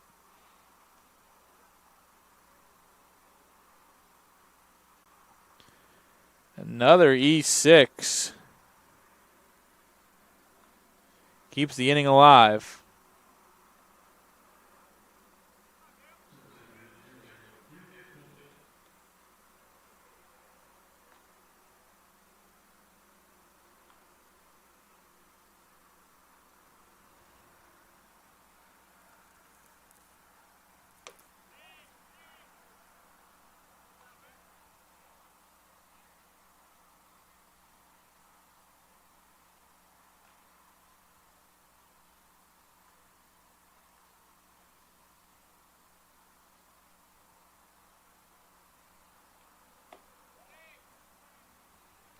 Ball taken.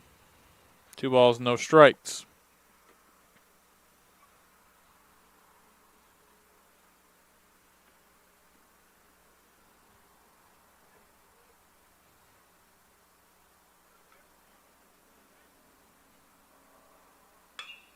Absolutely hit in high in the air. Bailey going back, has a beat on it, makes the catch. For a second, thought that might have enough, then thought it was too high, but Bailey kept drifting and drifting and drifting and drifting and drifting, and finally in the glove. We're through 5 here in New York. We'll see you for the 6th.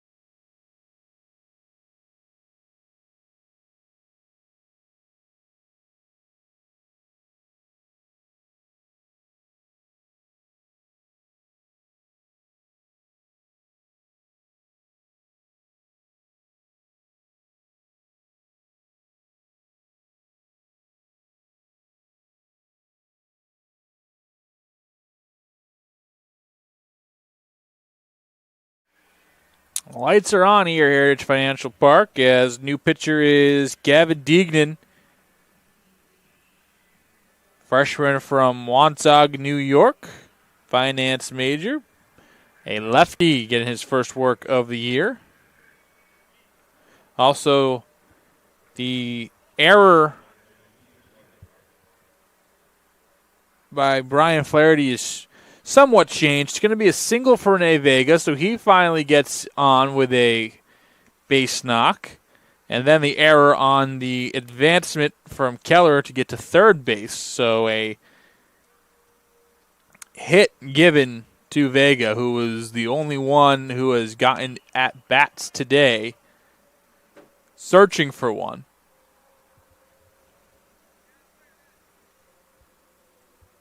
And Arter will stay in, one of the few starters left in the game for Caldwell. Him and Isaiah Robinson. Arter stayed at first. Robinson has moved from left field to center field. Arter, this one falling fast, but won't get out of the range of Cornwell. P6.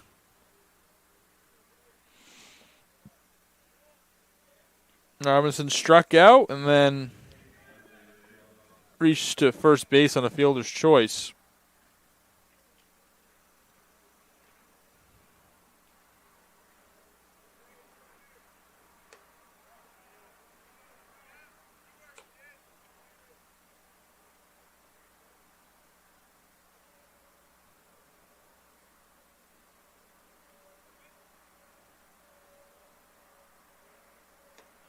Swing and a miss. Deignan working. Got Robinson, a 1-1 count. Really impressive day for Post as they won game number one pretty handily after actually being down by a decent amount. It was 5-0 before Post put their first run on the board. They ended up scoring 12 unanswered, the bulk of those coming in the middle innings.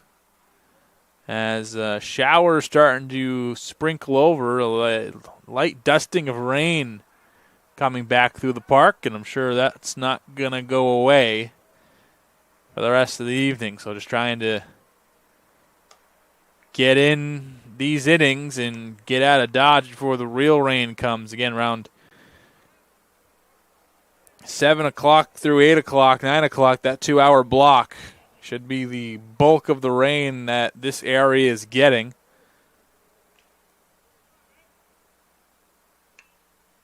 Straight back. Robinson gets a piece, keeps it alive.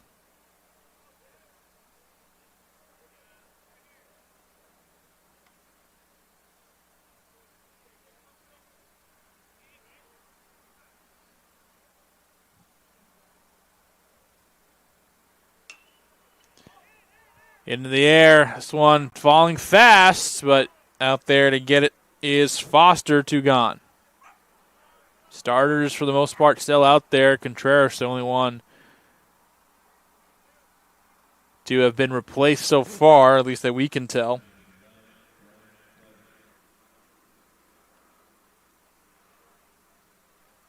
Brian Flaherty steps in for what should be his first collegiate at-bat or plate appearance. Already have committed 2 errors in the field, so not the best for him there.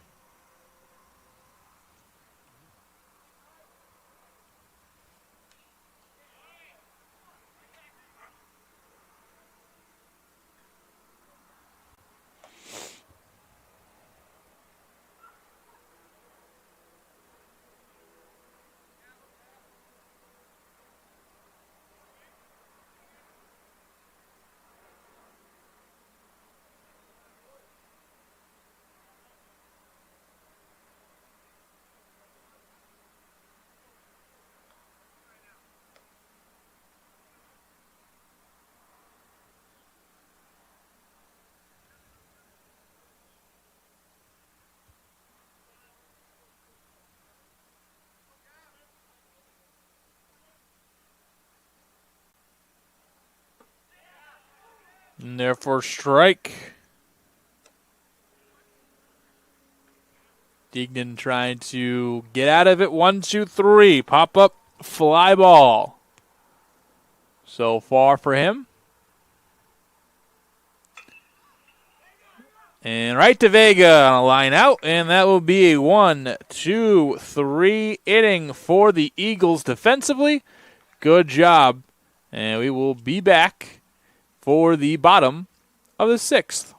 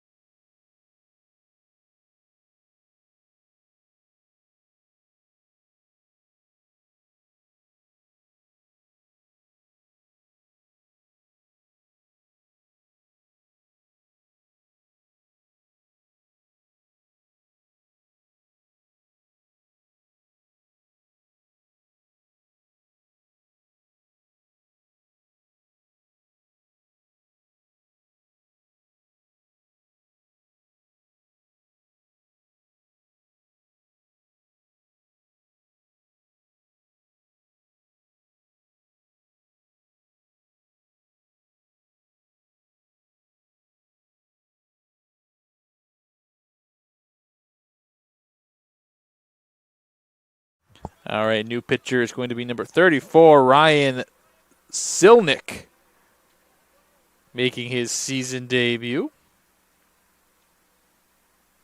So a lot of these pitchers are.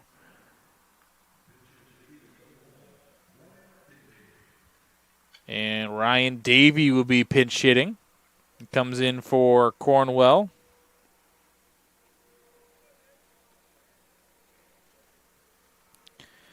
So the 6th will see a new batter and a new pitcher start us off.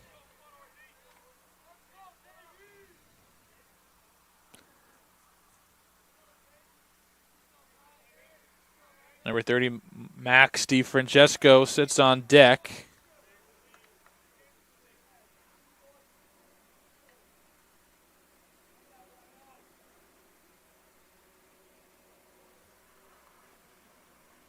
He'll take over for Hartman as Davey gets the called strike on him. 1 ball, 2 strikes for Davey, who's a freshman, has got into some action, was all-district, 2-time all-region from Chandler, Arizona. Fights it the other way, misses the dugout. 160 batting average, no extra base hits, just have 2 ribbies, 2 walks, 3 Ks in limited action.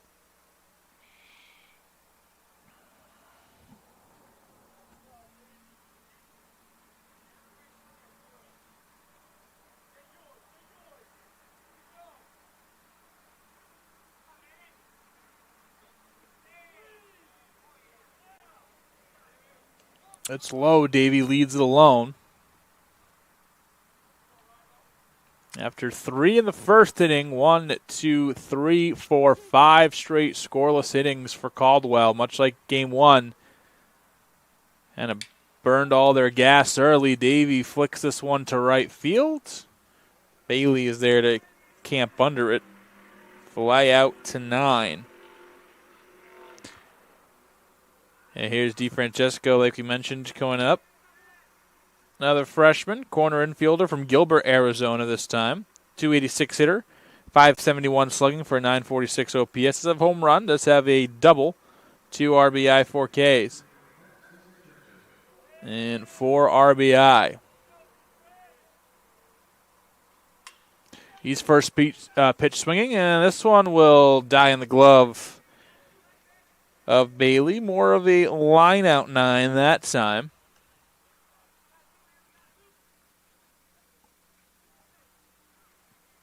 And now Reimstein going to pick up his first at-bat of Game 2.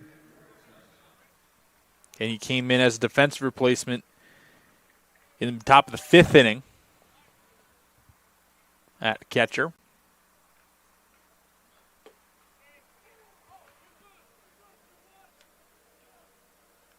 Strike on Reimstein. So a couple of freshmen, a lot of top players leaving the Eagles. So more newcomers this year than players that are on last year's team. Between the transfers and the freshmen. Lost a lot of production.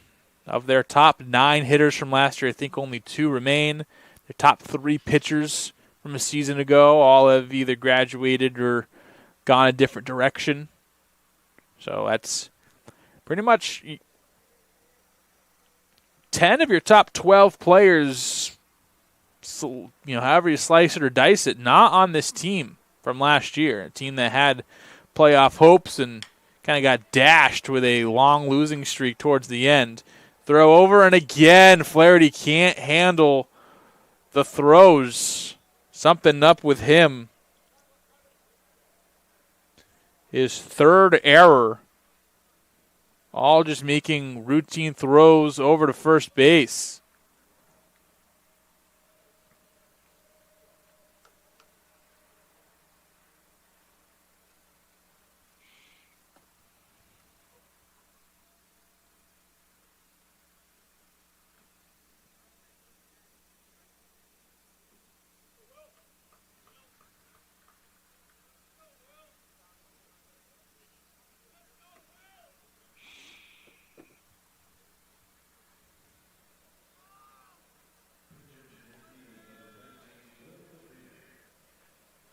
Obethea will come in and pinch hit for Foster.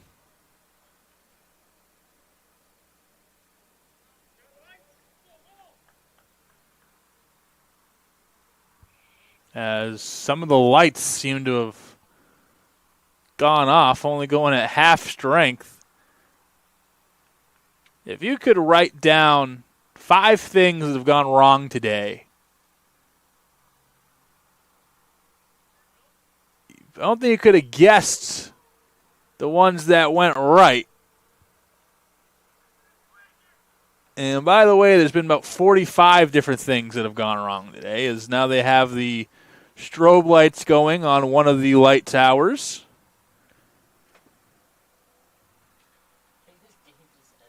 It's been a fun day at the ballpark, to say the least. Yeah, first it took 30 minutes to get the lights on, and then half of them went out. And now one is having an epileptic episode. Baseball season's back, ladies and gents, and I am pumped up.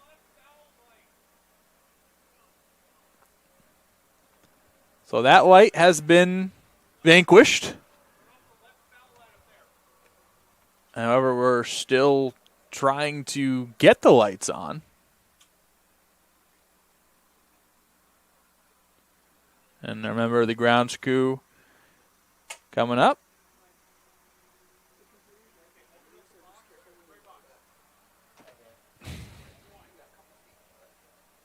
Hey, there are the lights.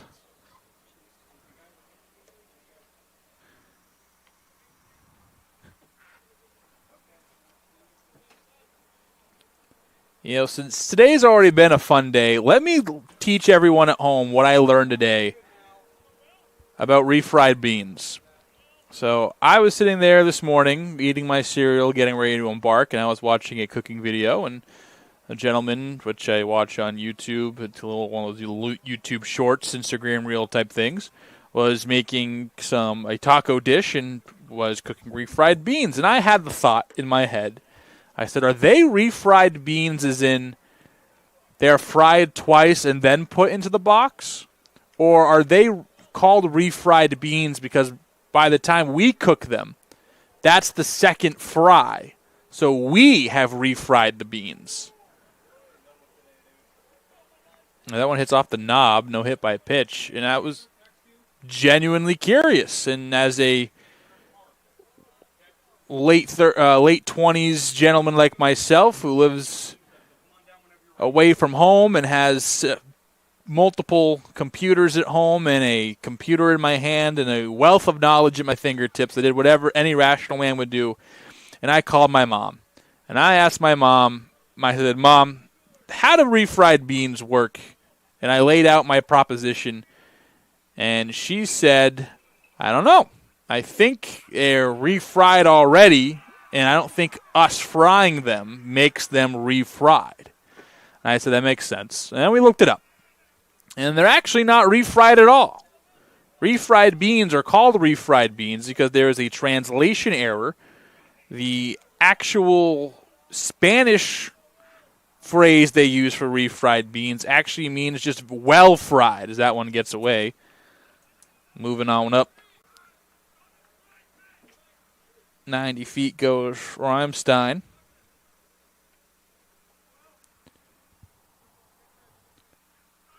So it's actually a spelling error. It should be just well-fried beans instead of refried beans. But whoever created refried beans, obviously there was a translation error. And they actually mean very well fried. And we found that out. And now you at home know that. In the seventh we go. It could be the final half frame of the day. Lord willing.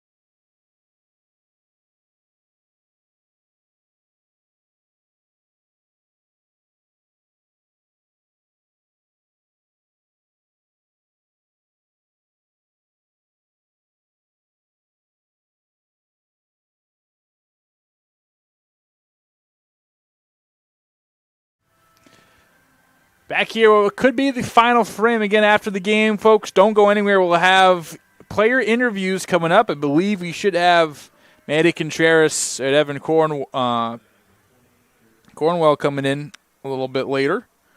So stay tuned for that. Up now, Chris Humph getting up there and getting to the plate. He will take His second swings of the day. Misses popped up in the infield. Vega is there. He'll put it away. A couple new substitutions in the game. If they become relevant, we'll figure it out.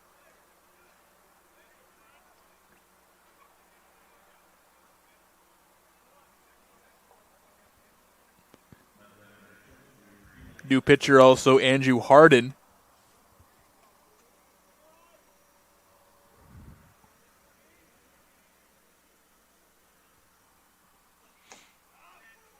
So he is asked to just throw some strikes. Eli Santiago walked in his first plate appearance after pinch hitting in the fifth.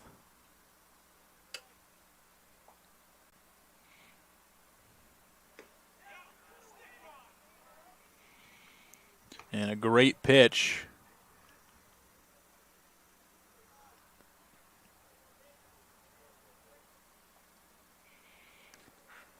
Goes up 0-2.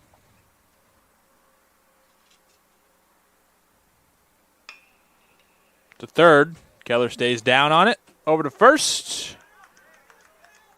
That's 2 gone.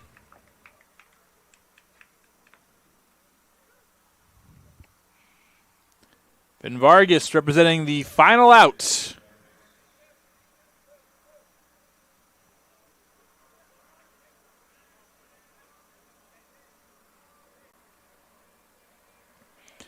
And what's been quite a long day here at the ballpark. 2 games over 7 hours, just about. Some technical difficulties and a small rain delay later. And we're coming towards the end.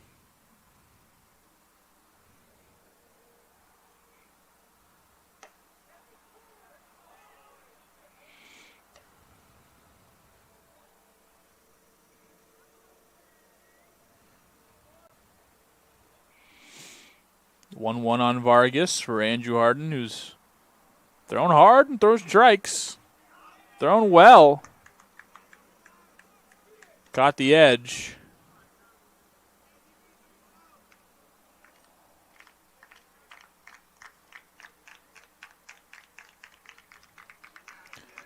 Be the final strike. The pitch. Fouled straight back. Off the tin roofs here. Press box.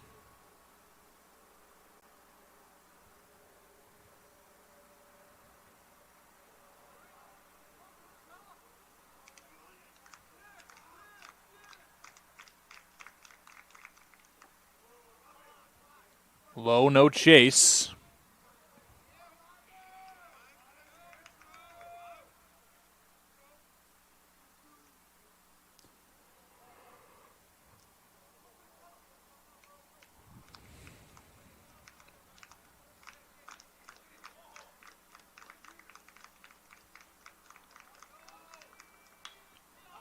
Popped up, playable. Keller coming in. Armstein doesn't have it. Keller does, and that will do it today. It was a fun one where Post put up 24 combined runs, 12 in each game. The offense came to play.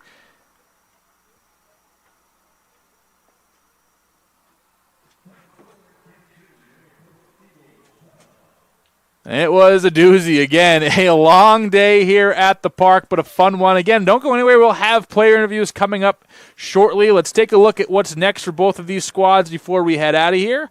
Holy Family on the road on this weekend. The home game against Holy Family on Sunday got moved to on the road in Philadelphia with impending weather coming. And these two teams will face off in about a week from now on Tuesday the 17th in Caldwell, New Jersey. For the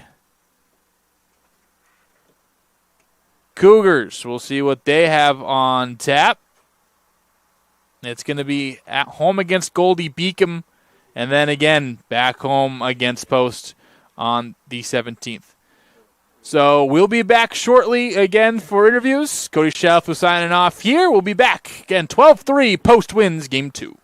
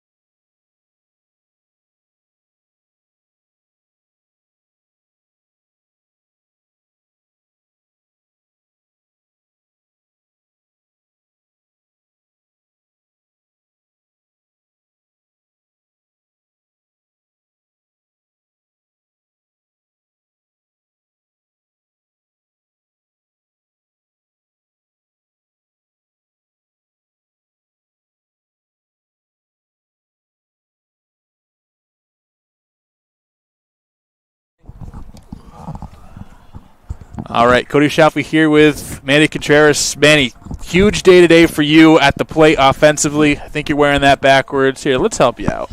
Appreciate that. Hey, you're a catcher. You know, you get hit with balls all the time. You take a beating. It's fine. You took a beating to the baseball today. A double short of the cycle. You cited for 2 home runs. What, a double wasn't good enough for you? I guess not. I guess you did awesome today, both catching most of the game one.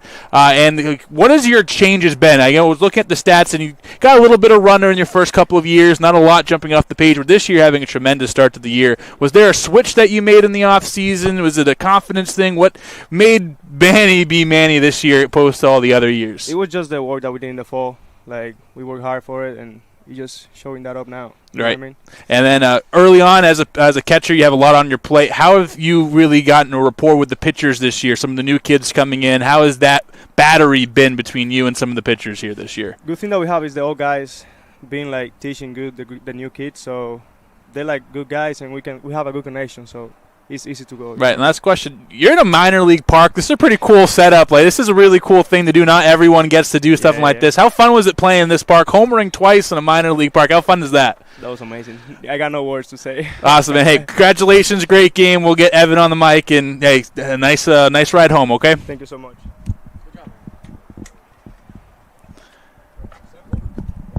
All right, we're shortstop Evan Cornwell, who knows how to put the mic on the right way. Hey, He taught me. he taught me. He's like, 2 triples for you. Your offense is really picking up. You missed a lot of last year. Started off a little good, but now you're starting to really pick it up as you come up north. How nice is it to get a bunch of extra base hits here today and really put up a bunch of runs as a team, 24 total on the day? Yeah, definitely. Something I was trying to focus on is just seeing the ball, hitting it where it's pitched, and staying within myself. And thankfully it worked today, and it's good to be back on the field. And like Manny said, all the work we did in the fall, off season. But yeah, the score showed it. We all put together a good performance offensively and got 2 wins. So. And you and Rene Vega in the middle, you guys had a couple nice double plays today. How has that rapport in the middle infield really evolved over the last couple of seasons? Do you guys kind of work together and have been a really solid defensive middle infield? Yeah, so, I mean, I didn't play last year. I was hurt. Watching him play and seeing some of the things that he does on the field, knowing how I play short on the field, and, yeah, like in the fall, all that stuff working and staying consistent with our work. And, yeah, I think it's a pretty good duo we have up the middle, and the other guys that play there are interchangeable. So I love everyone up the middle. Awesome, perfect. Yeah, and again, I asked Manny, you're in a minor league ballpark, a pretty nice. How fun is it to kind of get out here and play in like a minor league ballpark? How fun is that? It's beautiful, man. Like, great weather today. You know, we're in New York, but we'll get back to Waterbury soon, and we'll be back at Muni and hopefully doing the same thing. Well, we're excited to see you there, my friend. Hey, thanks so much. Don't knock your head off. We need you for the rest of the season. All right, Evan, thank you so much. All right, guys, I don't have much at the end of this. We're going to wrap it up here. 2 big wins for Post. First in conference, first in New England. They take down Caldwell, score 12-5, then 12-3. Big day for the offense. Pitching settled in, and we had ourselves a fun time here. From Heritage Financial Park, the home of the Hudson Valley Renegades, we thank you so much. Cody Schaffel here. For everyone here at Hudson Valley, we appreciate the work you put in. Everyone here at Post, all of our traveling athletic department, we appreciate you the most. And you, the fans, having to listen to me for 7 hours, we appreciate that as well. So we'll see you next time. Again, on the road for Post upcoming. They'll be in Philadelphia and then back against Caldwell in New Jersey. Won't be home for another week or 2, but we'll see you then. Have a wonderful night, everybody, and we'll see you then.